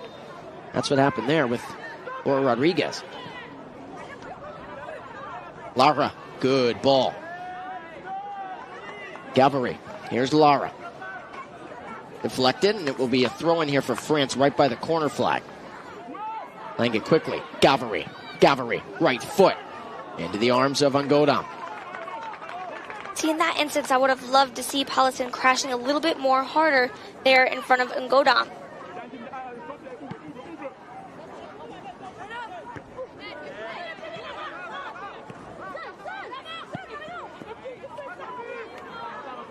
Brissonet. Brissonet looking for Paulison. Boy, the ball was there, but Paulison didn't time the run.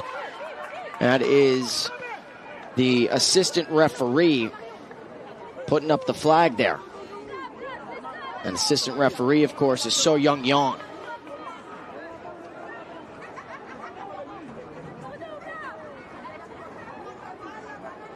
Couple of shout-outs to get to here. On the Cameroon side of things, Master Sergeant Michael Bouvier. How cool has he been?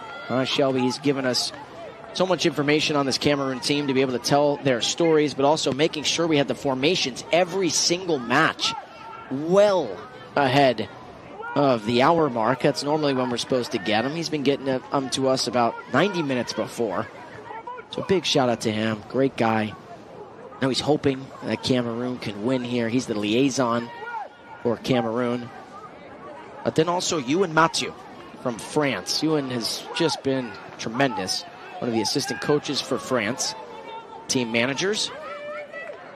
Here's confidence. Confidence. Eto'o. Eto'o is on. And then Gavary gets back. How about that? That's the right wing. And Gavary getting back to make sure they could reset the back line. Absolutely. I was thinking Ambianchi was a little bit open, and Gavary was back as soon as I was thinking about saying it. So Ewan Mathieu and Master Sergeant Michael Bouvier, those two have done tremendous work getting us all the facts, stories, and formations. You know what? And I think that Sergeant Bouvier is probably Cameroon's biggest fan. He's so supportive of the team and just wishes the best for them here in the gold medal match. And you know, he's hoping that Eto'o can set up the second for Cameroon here in the 60th minute. 30-plus minutes to go. Eto'o. High into the Spokane sky. It finds confidence. There's Rita, the right back. Can Rita cross one in? Rita. And then booted away by Pasquarello, but the flag went up. Tabe did not time the run. So it's a goal kick here for the keeper and Dupapet.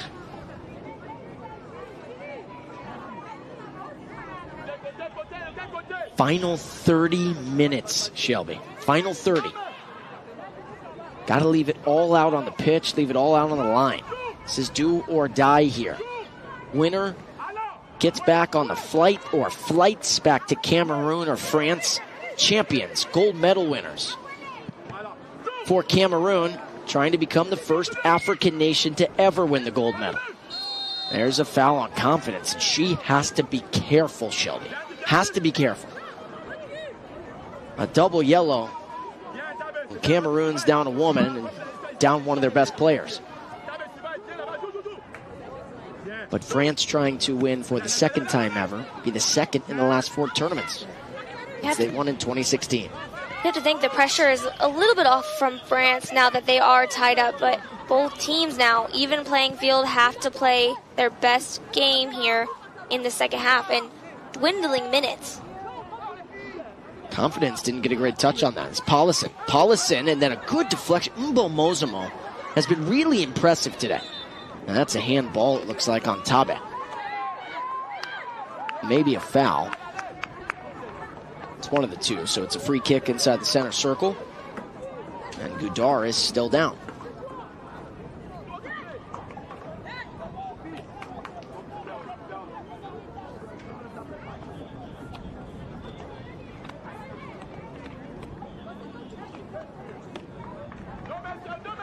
Two subs getting ready to check in for France.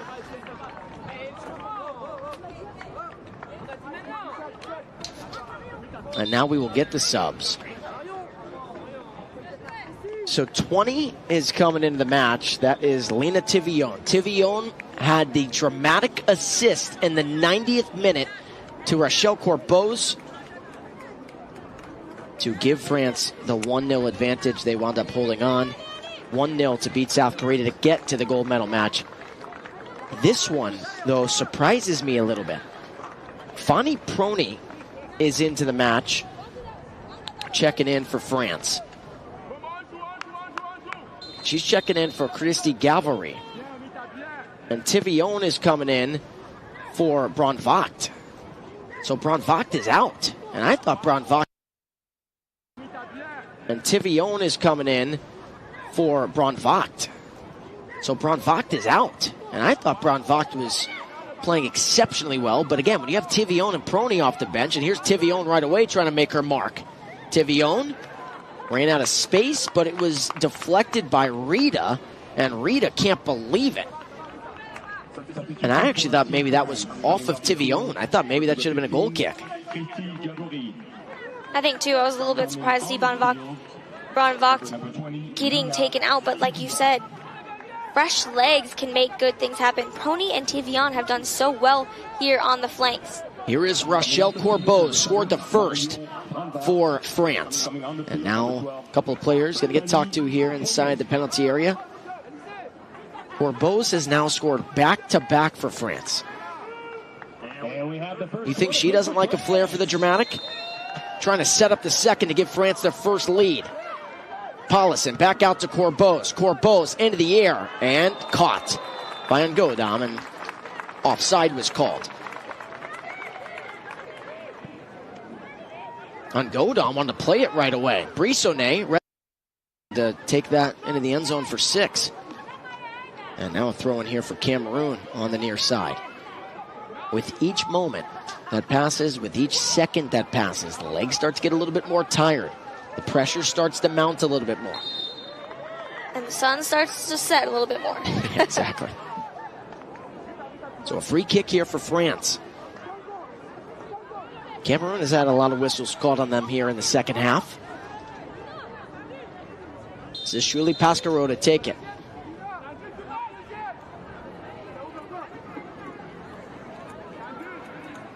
Pascaro. Low liner off the left leg of Sandrine. Pascaro looking for Prony, and Prony was off. And that was the right call. Prony was trying to say, it looked like, that the assistant referee there from South Korea in Sun Young was not in the right position, but Sun Young could still see that from where she was. Prony was definitely off.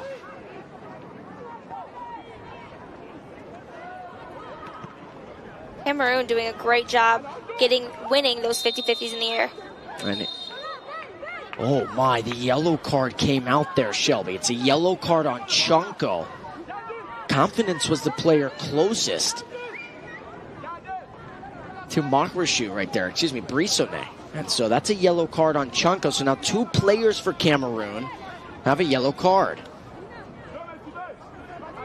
Like we said, tensions are high here on the pitch. Things might get a little bit more physical, and that's just the girls trying to get one in the back of the net. Shuli Makrashu to take it here for France.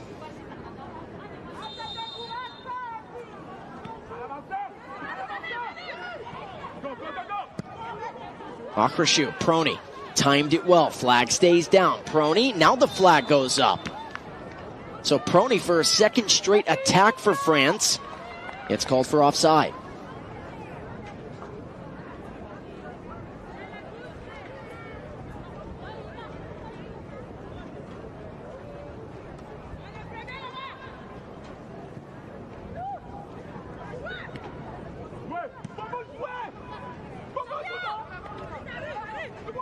France again has controlled this second half. They are outplaying Cameroon. Not as much as they were in the first half. Even though they have a goal here. Not as much as they were in the first half. But still, outplaying Cameroon. How about that ball there from Confidence?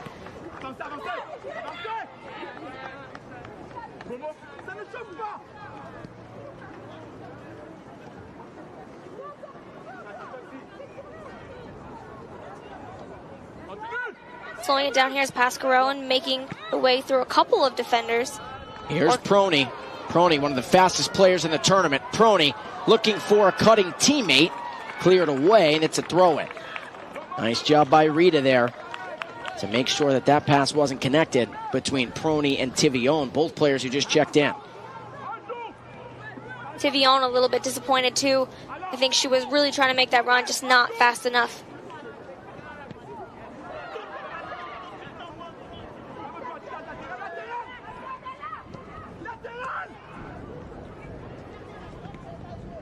So France has subbed 3 times. They only have 2 substitutes left. Cameroon is yet to sub.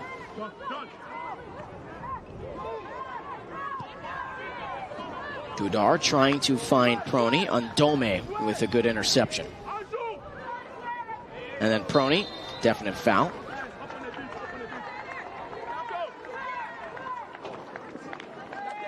It's always great to see another teammate helping each other up.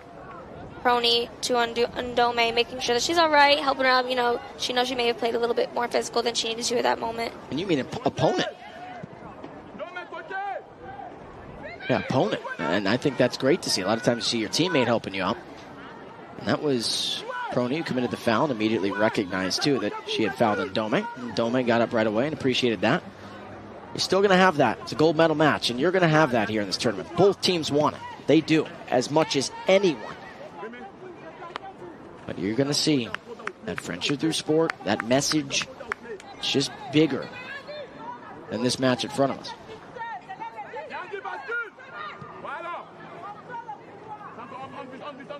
Pascaro. Tried to find Prony. Ndome's doing a nice job making sure that those passes aren't connected. Here's Tabe. This is probably the 3rd or 4th time she's had the ball at her feet. Eto with a right foot try. Nothing's easy in a gold medal match, but Dupapech, that's one of the easier shots she's going to be able to save. Immediate pressure there for the Cameroon team.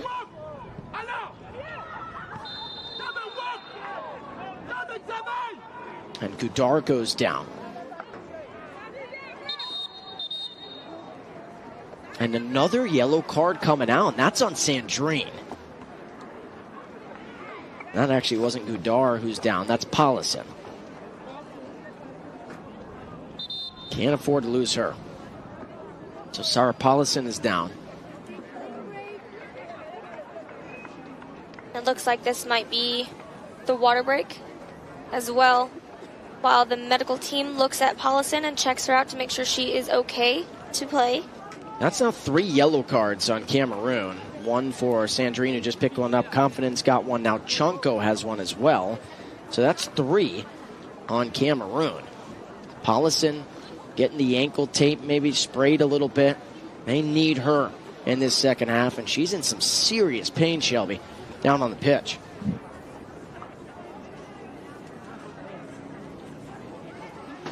So both teams get the hydration break here.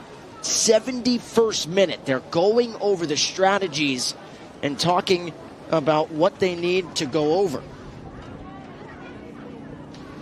Well, I think Cameroon, they're playing just as quick as they did in the first half. The French is really capitalizing on the moments that they do have to the goal. Hi, guys. Alex Gould, U.S. Air Force Staff Sergeant Shelby Pruitt-Johnson. This is it, or is it?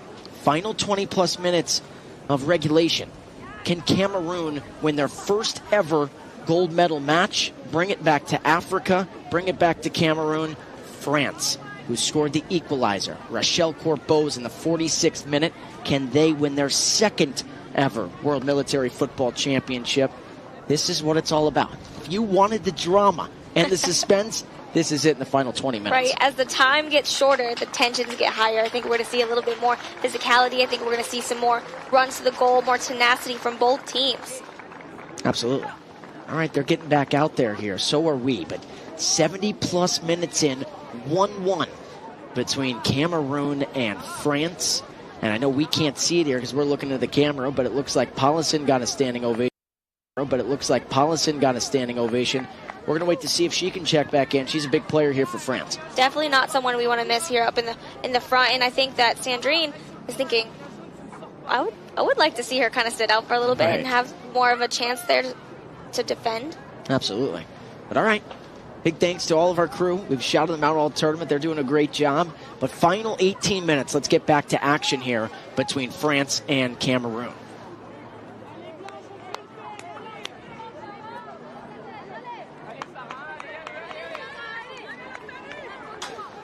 Ungodam trying to will the women on her side to find something here. I mean, Shelby, 7 shots to 2. It's been a defensive battle. The walls have stood still. But France is outplaying Cameroon. They are. Everyone in Cameroon watching back at home knows that. But they also know that that doesn't mean in the sport of football they can't strike here and win the match in the late stages. We've seen it a lot in this tournament. It does not take a ton of time to score a goal, and these teams know that as well. Quick ball played by Paulison. Guess she's okay. Tivillon, who was looking for Brissonnet, and that ball was way too off the mark. I'll tell you what, that is so smart. How intelligent Paulison is. Everyone's complaining for Cameroon, and you can't do that in this spot. You're not going to change the call, even if you think it's the wrong call. You're not going to change it from Laura Rodriguez. You aren't. And so you have to know that Paulison, a veteran, is going to play that ball quickly, and Tivillon's going to make the run.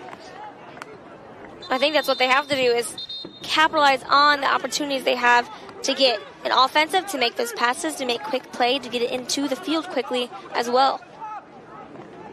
So the subs getting ready to check on for Cameroon and check into this match. That's Nanga coming in. She'll be checking in for... I can't believe I'm about to say this. What we're being told is that confidence is coming off the pitch. I am stunned by that. I don't know if it has something to do with the yellow card, but confidence is coming off the pitch here, Shelby. You know what, that's what I was going to think, Alex, is that maybe it has something to do with the yellow card, and that the coaches would rather have Nanga come in and be able to play than play with a man down, just in case, kind of playing on that defensive for confidence's yellow card. Wow. I'm amazed. Salman Sadako going with Nanga. Nanga's been great in this tournament. Scored a hat trick, did Nanga, in 4 minutes against Ireland coming off the bench. So he wants some fresh legs. He wants someone to give them a spark. I'm just surprised that it's confidence who's coming off.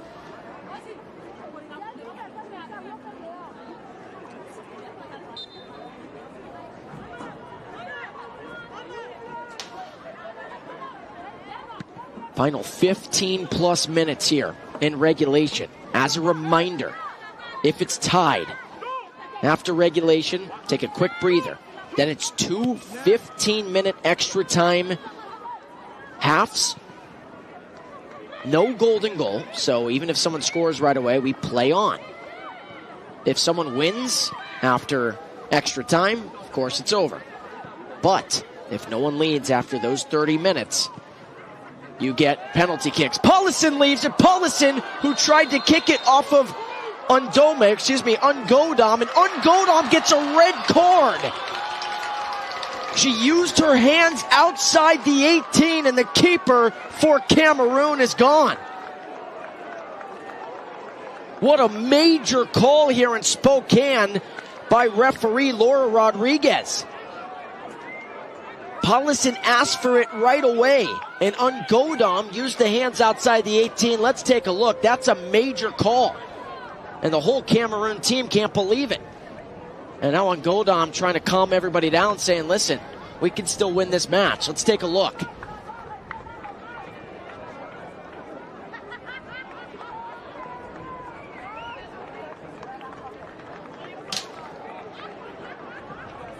You see it there. Let's see if we can slow it down one more time. Got to see this replay before this free kick happens. See Paulison here. Where is Ungodom at? She is just outside the 18. Remember, that semicircle area, that's outside the 18. You cannot use your hands in that half circle area. And so Ungodom touched it outside the 18, and that's going to draw a red card every time from the referee. Well, you talked about the drama. This is a turning point, or could be a turning point, for the French team or the Cameroon team. Boy, this is major here in Spokane. So the backup keeper in Onumo for the first time. Haven't seen her all tournament. Onumo is coming in to the match for Cameroon. And that, of course, means that a different player has to come off for Cameroon. So whenever she checks in, someone else has to come off the pitch.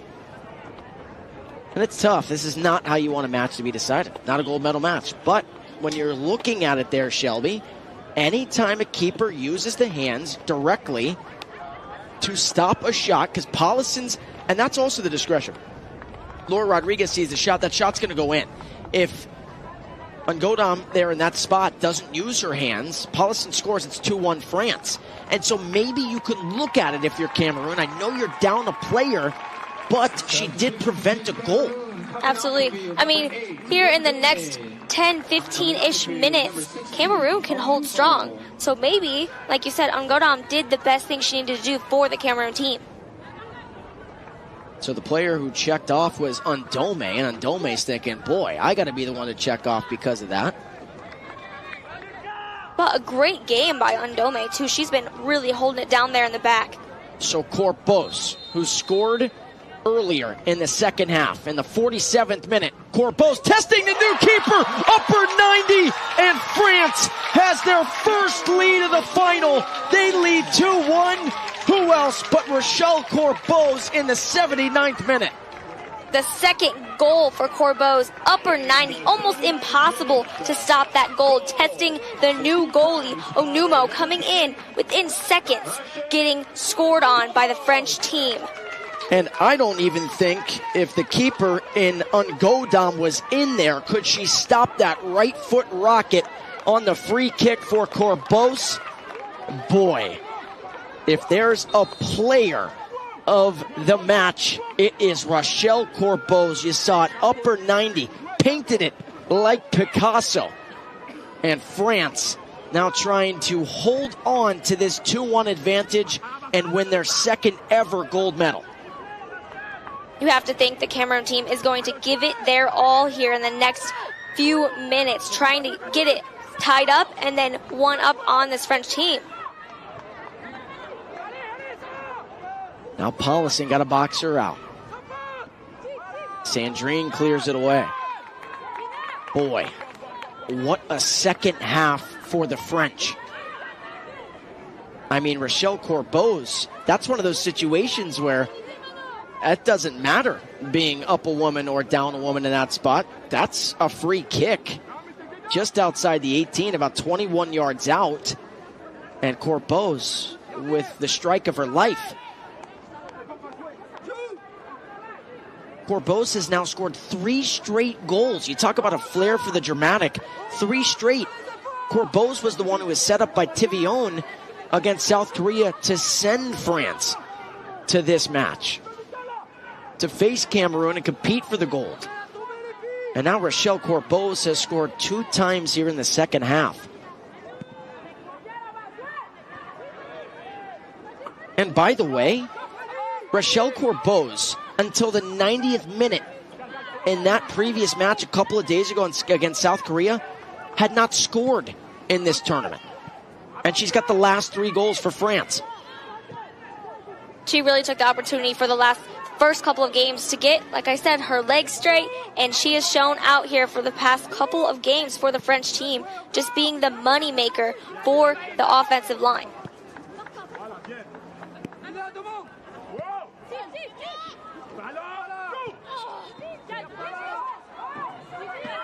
So free kick here for France, 82nd minute. Cameroon has been stifled. I know they got one from confidence to lead in that first half, but that was one of 2 shots, Shelby. They only have 2 shots in this match. And the other one was by Tabe, 5 minutes or so into the match? They do not have a shot here in the second half. The defense for the French team has been phenomenal here in the second half, but you have to think for the next couple of minutes, she's going to be the defensive line is going to be even stronger, just stifling any attempt at the goal, like we were saying. So I know we've mentioned it throughout the tournament, but Rochelle Corpos grew up in New Jersey.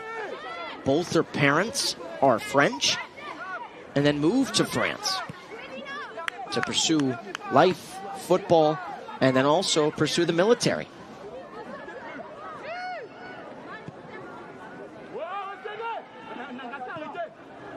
Good ball by Corpos. This is Prony, but Prony intercepted that time by Kench. Can Cameroon mount something? They had no shots in this second half when they were equal with 11 women on the pitch. Now they're down a woman because of the red card to the keeper in Ungodam, who used her hands to block a shot and try and save a shot just outside the 18. That's why the lines can be confusing. I understand this is American football field. But Ungodam, when you look at it, was outside the 18, was outside the penalty area. And that's going to draw a red card from the referee.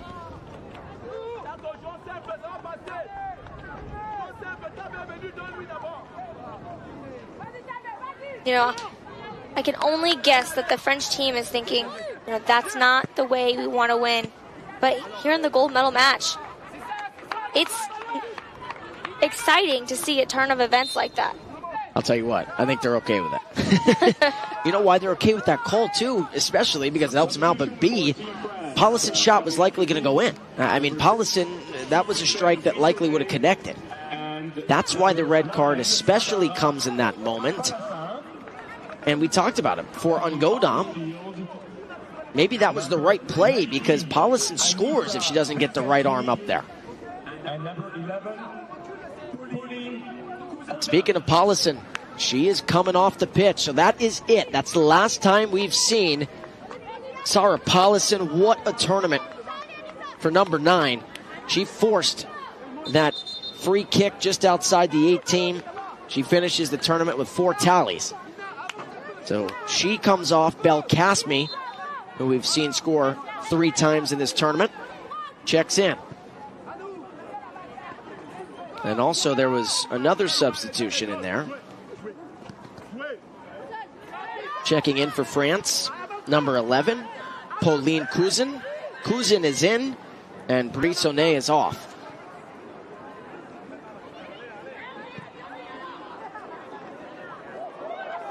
Chance here for Corbeaus. Tivion looking for someone, and a good stop there by the new keeper for Cameroon in Onumo.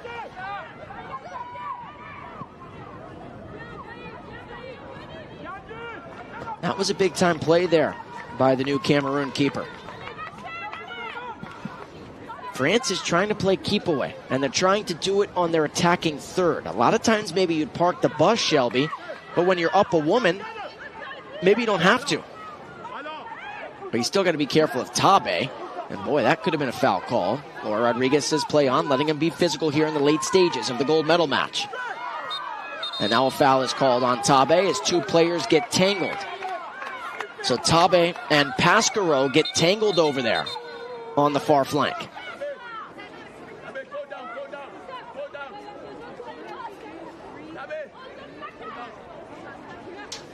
Laura Rodriguez saying no more warnings to Tabe. Next one will result in a yellow card.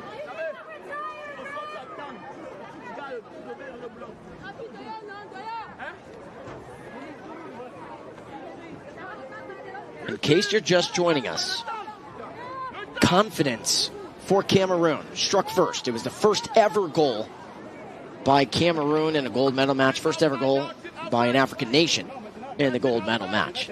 You see it there. Tabe and Pasquero get tangled.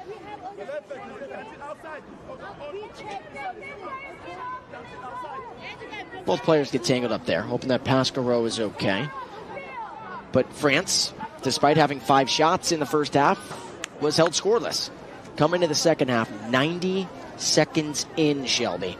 Who else but Rochelle Corbeaus strikes first for France, and then Rochelle Corbeaus after the red card to the keeper and Ungodam for using her hands outside the 18 to deflect and save the shot by Paulison Corbos. I mean, she could be an artist. That was a form of art. Upper 90 to give France their 2-1 advantage that they have here in the 88th minute. When you talk about it, the importance of scoring quick and scoring early. That 90-second goal in the second half really set the tone for the French team here. They've been playing like a whole new team here in the second half, just keeping the possession away from the Cameroon team.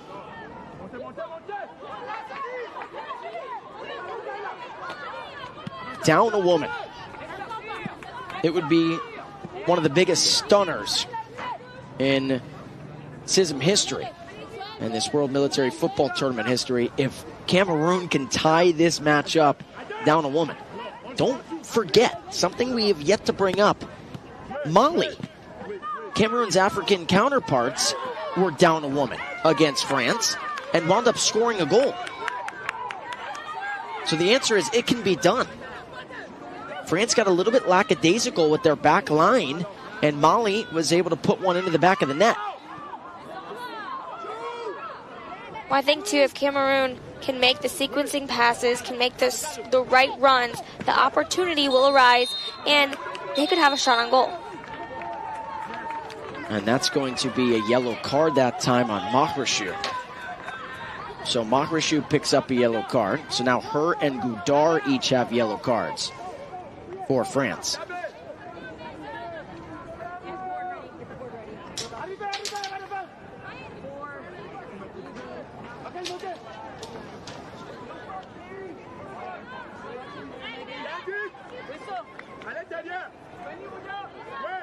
So 90th minute.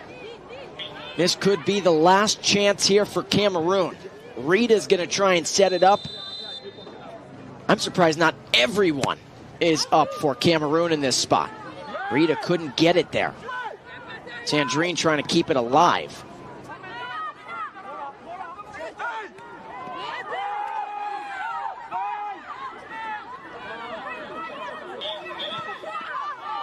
And a player goes down. That's Tivion, no call. Or Rodriguez says play on. And are you ready for this? There's going to be 8 minutes added here of additional time. 8 minutes. And you can hear the fans here in Spokane. You never see 8 minutes added. Wow, lots of time left for France to either put one in the back of the net and ice this game away, or for Cameroon to find a way to score. 8 minutes. That's something that the Cameroon team is happy to hear. 8 minutes is enough time for one goal, at least one goal here, if they can get it on their offensive half.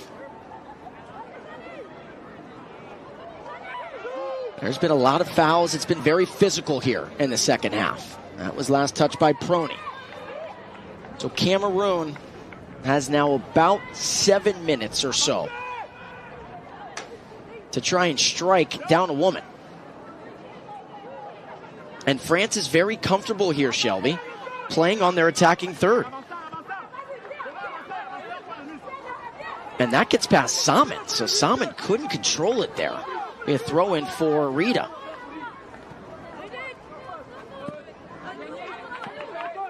Last touch by Nanga, so a throw in here for France.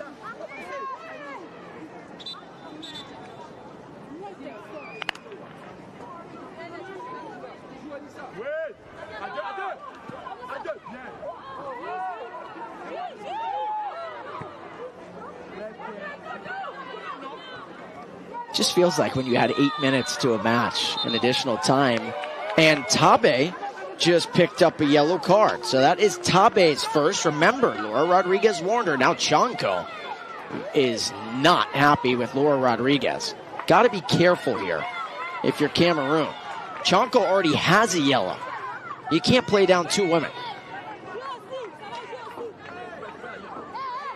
Goudard's telling the French team, hey, calm down, let's get our head. The tensions are high on the field. Right, exactly. It's a great point. She doesn't want them to retaliate or pick up a potential red or another yellow or whatever it is.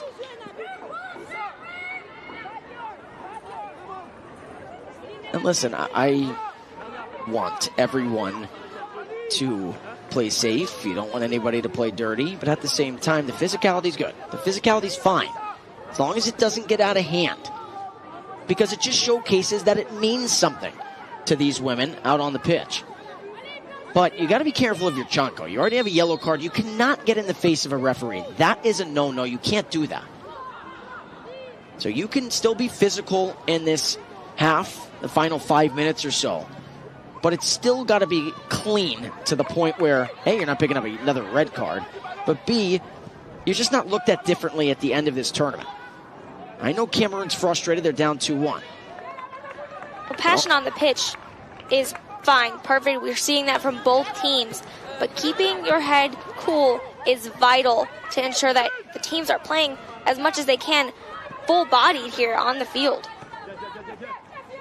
Summon. Belkacemi. Tivillon. Remember the back heel by Belkacemi and Tivillon. Left foot try and caught in the air. No problem there. By Onumo. And Onumo with a big boot down the pitch. And that's actually what you need to do if you're Onumo. Problem is that her players couldn't get there in time. Nanga and Tabe were up there. You can see Tabe is tired. One of the first times we've seen her gassed here. Prony looking for Belkacemi. Belkacemi with a chance off the chin of Onumo. So Onumo's come on, and she's been brilliant inside the penalty area.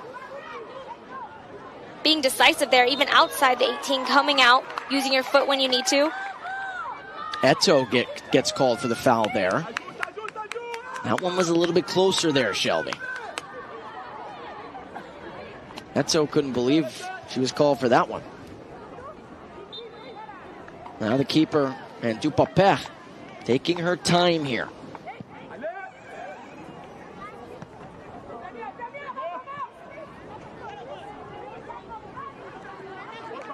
Rita well off her mark. Prony. Not going to the corner flag now. She's trying to find Belkacemi, and who else but Sandrine is there? Good defense by Sandrine. Got a touch on the ball, and then Belkacemi on Eto. Eto tried to play it up to Nanga. It's a throw in here for Cameroon. Can Cameroon equalize down a woman? It would be the stunner of all stunners. Kept in the air. This is where you got to be careful. Tabe finds it at her feet. Tabe looking for help in any way, shape, or form. Chanko. Now Mbomozamo.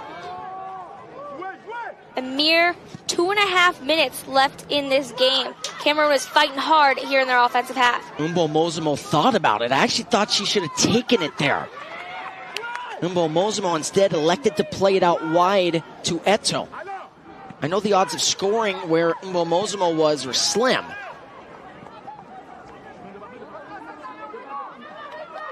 Two-ish minutes to go.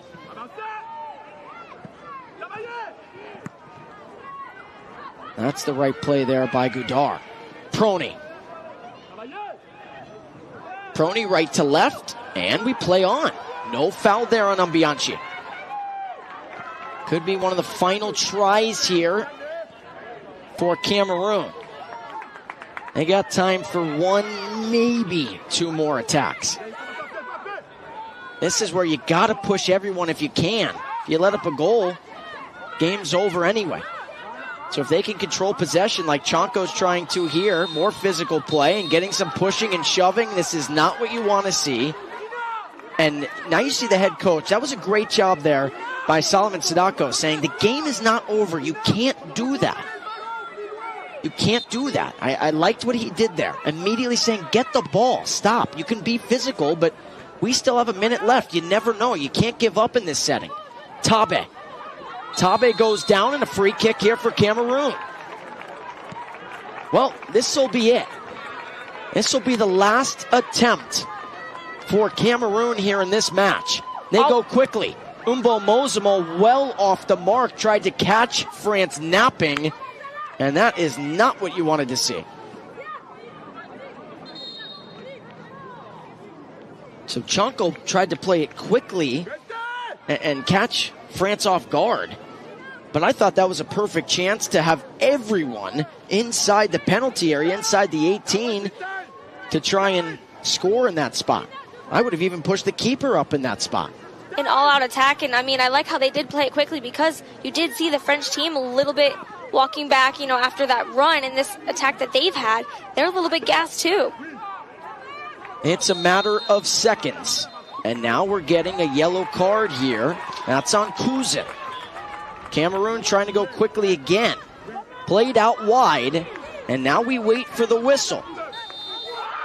And there it is! For the second time in 6 years, France are the military football champions of the world.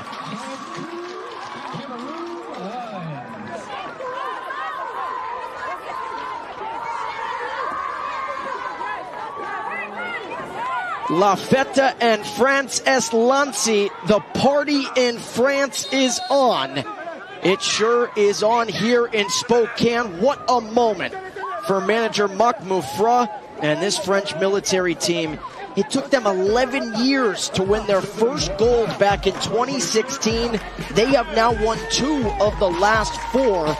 When it was all said and done, partner, this French team was unbeatable, especially in this second half because of Rachel Corbos. From the very beginning, we knew the French team was a force to be reckoned with, Alex. They've showed us here today exactly why. A huge congratulations to the French team, friends, families, and fans. Rachel Corbos is the hero. She was the hero against South Korea. Scored the first one in the 90th minute to send France to the gold medal match. And again, what did I say? La Fête en France est lancée. The party in France and Spokane is on. And for Cameroon, Shelby, crushing for Cameroon.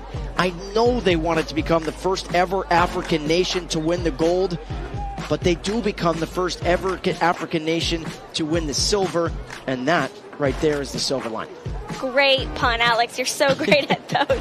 But in all seriousness, the Cameroon team has done what many couldn't. They have came to this tournament, shown their true skill, and brought home some hardware for the very first time. Confidence scored the first and lone goal for Cameroon. And it is emotional because this tournament you see right there, it means so much. It means so much to these women. If you don't, just look at that shot right there and never forget it.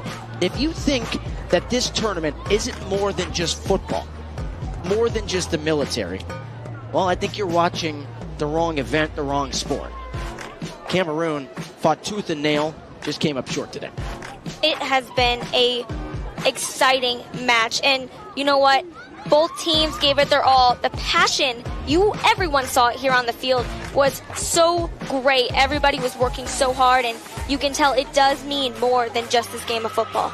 And merci to those of you in Cameroon and France for tuning in, not just today, but all tournament long. Thank you for being with us every step of the way, whether it was staying up past your bedtime or waking up extremely early. We heard you, we saw you every step of the way. And I know these hardworking women appreciated the support. I think so too. Getting to know their friends and families, have the opportunity to watch their loved ones give their all on the pitch has been, I think, one of the best things that these teams have enjoyed the most here in the tournament. Being in the military, your family sometimes doesn't really know what you do when you're gone. This time, their friends and family got to see exactly what they were doing while they were gone here for 2 weeks. Absolutely. I think you said it best right there, partner. Big thanks to Steve Deneau, President of the Armed Forces for the United States, Lieutenant Colonel Kirschman for planning basically everything you saw in this tournament, Rudy Maxwell, the President of CISM, and then Hen Blickman for believing in the dream to allow these women to compete. You see the standing ovation here from all these nations cheering on both Cameroon and France. You see Ireland and the United States with a standing ovation. Listen to this. If that isn't friendship through sport, I don't know what is. That's what we talk about. That doesn't make you emotional, I don't know what will. That's what we talk about. I mean, these women work so hard every single day to come out and support. To come out and to support each other. But Shelby, it was a pleasure working with you. A tournament I know they'll never forget, I'll never forget, you'll never forget. I mean, 22 matches for our crew of amazing football. As you said, friendship through sport, and all of these hardworking women who defend their nations and defended the pitch pretty well, too. It was a remarkable championship. Any final thoughts from you? You know, Alex, this has been the highlight of my time here at the 3AVS. What an amazing way to showcase our capabilities and the capabilities of these 10 nations throughout their time here in Spokane, Washington. Cameroon, I know they didn't get the gold, but they'll still be dancing on the flights back to Cameroon. I know the people of Cameroon are proud of this nation for representing Africa, for representing their military, and defending the pitch so very well. And for France, they go home with the hardware, the gold medals, second time ever. Big congratulations to France. All right, well, next up is the award ceremony. It's coming up next. We will stream it live, but Shelby and I sign off for the final time here in Spokane. For my partner, U.S. Air Force Staff Sergeant Shelby Pruitt-Johnson, producer John Zeno, director Adam White, and our entire second and third audio-visual squadron crew, I'm Alex Gould, saying so long from Union Stadium, where France defeats Cameroon 2-1, thanks to two big ones from Rachel Corbeau's. Her game winner in the 79th minute was the difference to win the 13th CISM World Military Football Championship. Till next year in the Netherlands. Good night, everybody.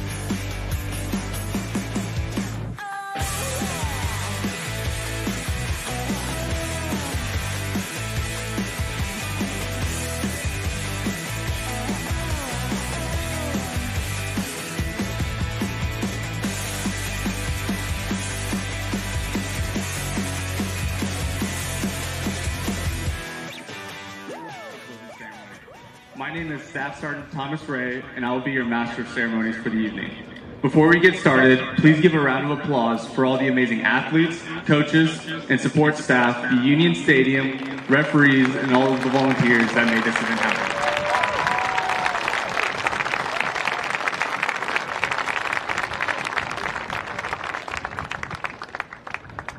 Also like to extend a warm welcome to Fairchild Air Force Base leadership, honorary commanders, civic leaders, distinguished visitors, all members of Team Fairchild in the Inland Northwest community.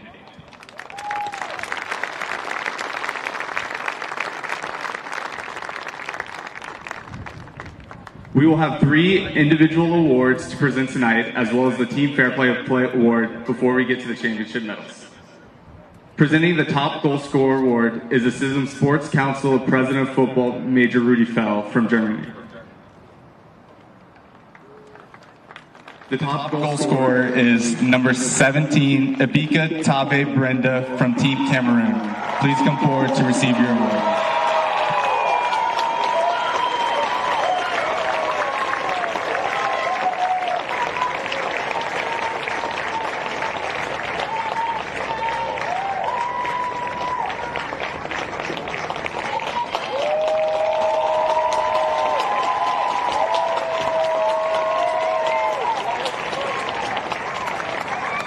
Presenting the Goalkeeper Most Valuable Player Award is the CISM Sports Council representative from the Netherlands, Mr. Hen Blickman.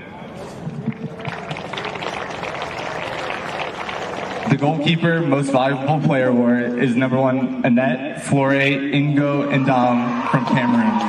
Please come forward to receive your award.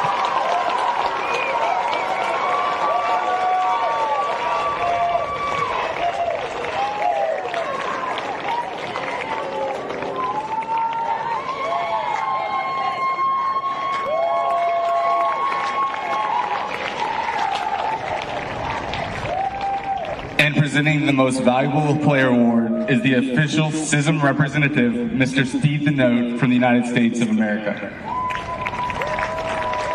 And the Most Valuable Player Award is number 12, Yaina Park from Team Korea. Please come forward to receive your award.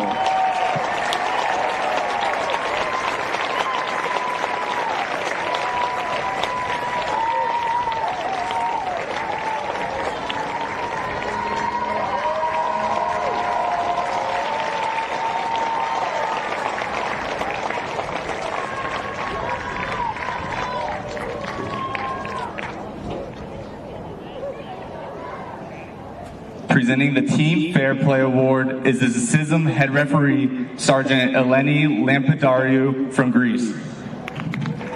The Fair Play Award goes to Team Canada. Team Canada, please come forward to receive your award.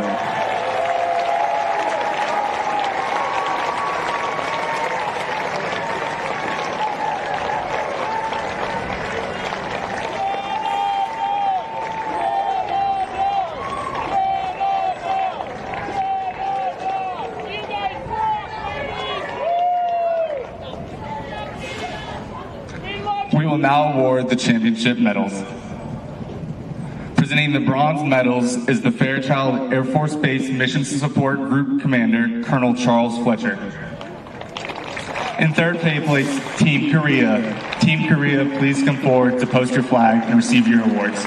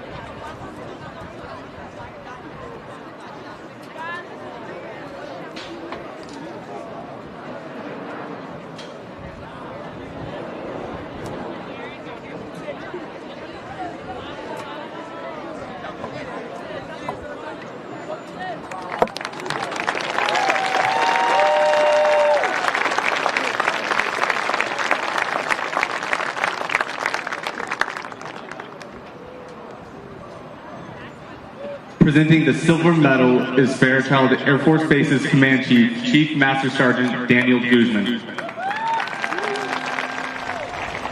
In second place, Cameroon. Team Cameroon, please come forward to post your flag and receive your awards.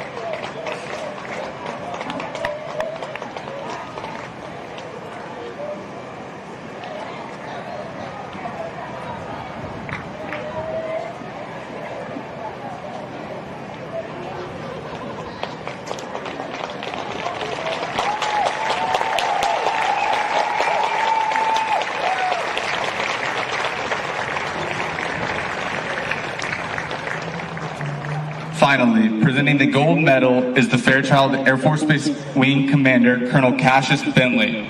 Ladies and gentlemen, your 13th CISM World Military Women's Football Champion team is France.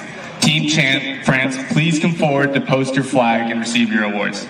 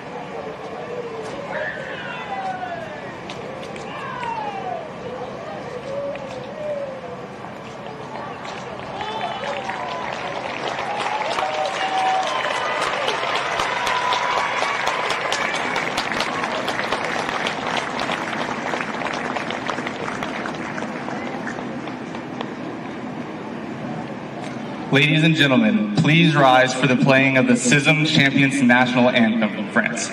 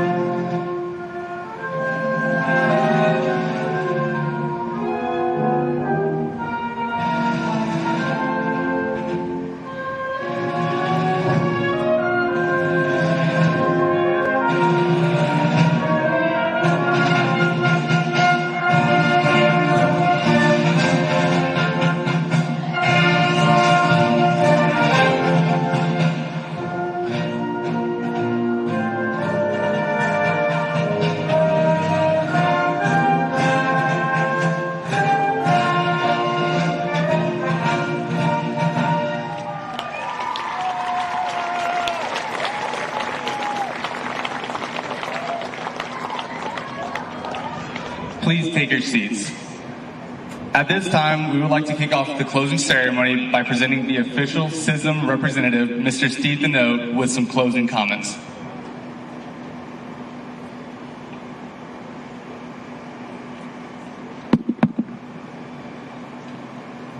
First of all, congratulations to all 10 teams for an outstanding competition.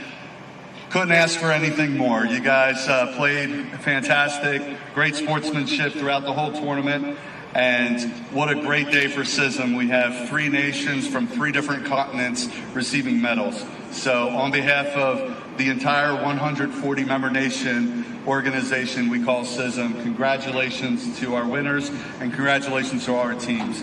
Now, on behalf of the Department of Defense, I'd like to thank Fairchild Air Force Base for a tremendous job. Thank you to all our volunteers. If you're a volunteer, raise your hand. Big round of applause to you.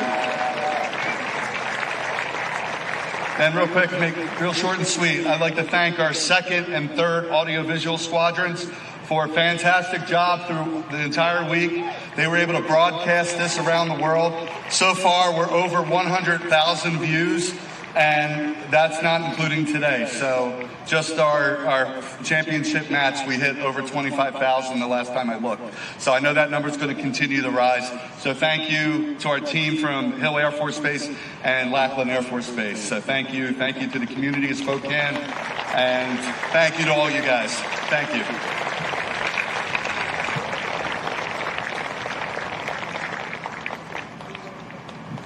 Thank you, Mr. Steve Deneau. And now we would like to invite Colonel Bentley to give some closing remarks. All right, thank you. First of all, I want to say thank you to one individual. Last year in August, I was asked a question if we could host this tournament. We had a big air show in May, but man, you pulled it off. So let's give a big round of applause to Lieutenant Colonel Jeremiah Kirschman.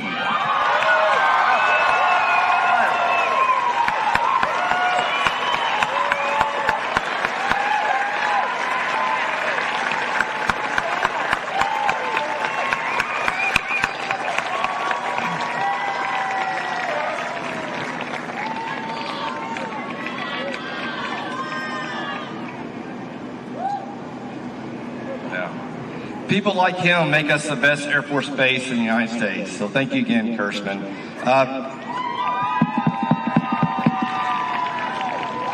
All right, big thank you to the fans that came today and in the past games. What a great tournament. I think this is my 4th game, and every time, class act. Really appreciate it. Thanks to CISM for doing this for us. We look for you to come back in Spokane in the next couple of years for another tournament. But lastly, I want to say thank you to these amazing athletes and coaches. Man, friendship through sport. I think you definitely exuded that. That's pretty impressive. I hope you enjoyed tonight. I think a few of you might be at the final point. And a few might go downtown. But thank you so much for coming in here. It was a real honor for Fairchild Air Force Base to host you. Thank you.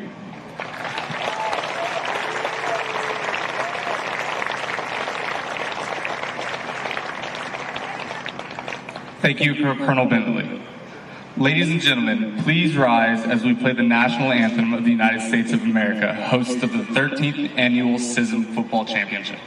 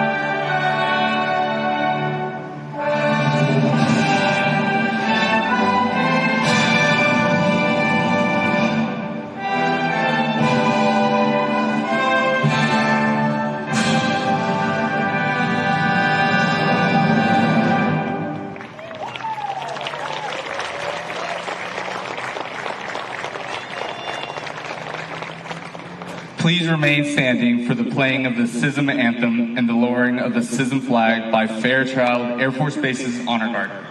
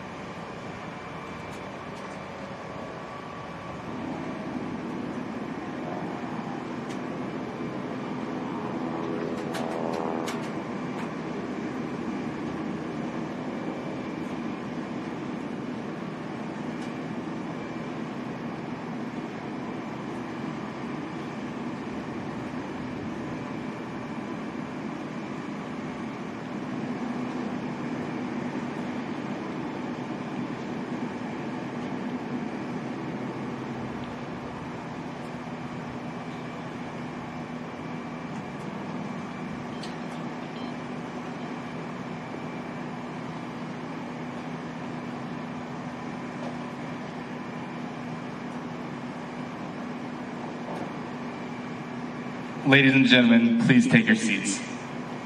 In 2023, the Netherlands delegation will host the 14th edition of the CISM Military Women's World Cup. We now invite the Fairchild Air Force Base Commander, Colonel Cassius Bentley, to pass the CISM flag to the Chief of Mission of the Netherlands, Mr. Pim Shiven.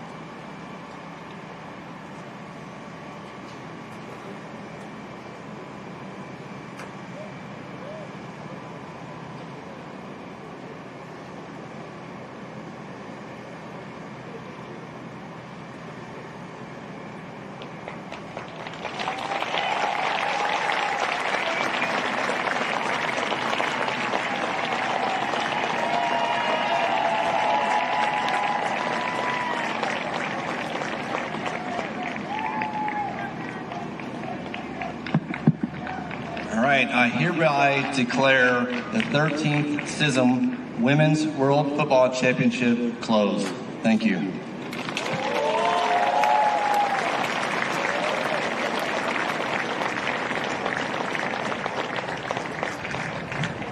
Ladies and gentlemen, this concludes our awards and closing ceremony. A special thanks to the Meade School District volunteers and Lieutenant Colonel Jeremiah Kirschman for his leadership and support during this once-in-a-lifetime global event.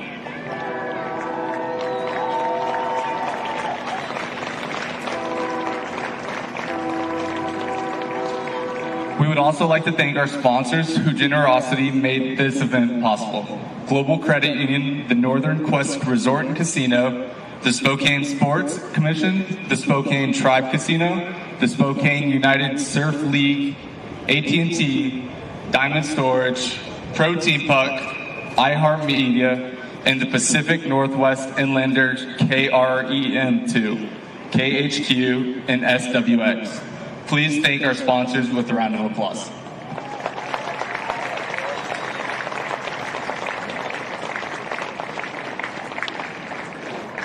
Thank you for your support, and to all of our CISM guests, we wish you safe travels on your trip home. Friendship through sport.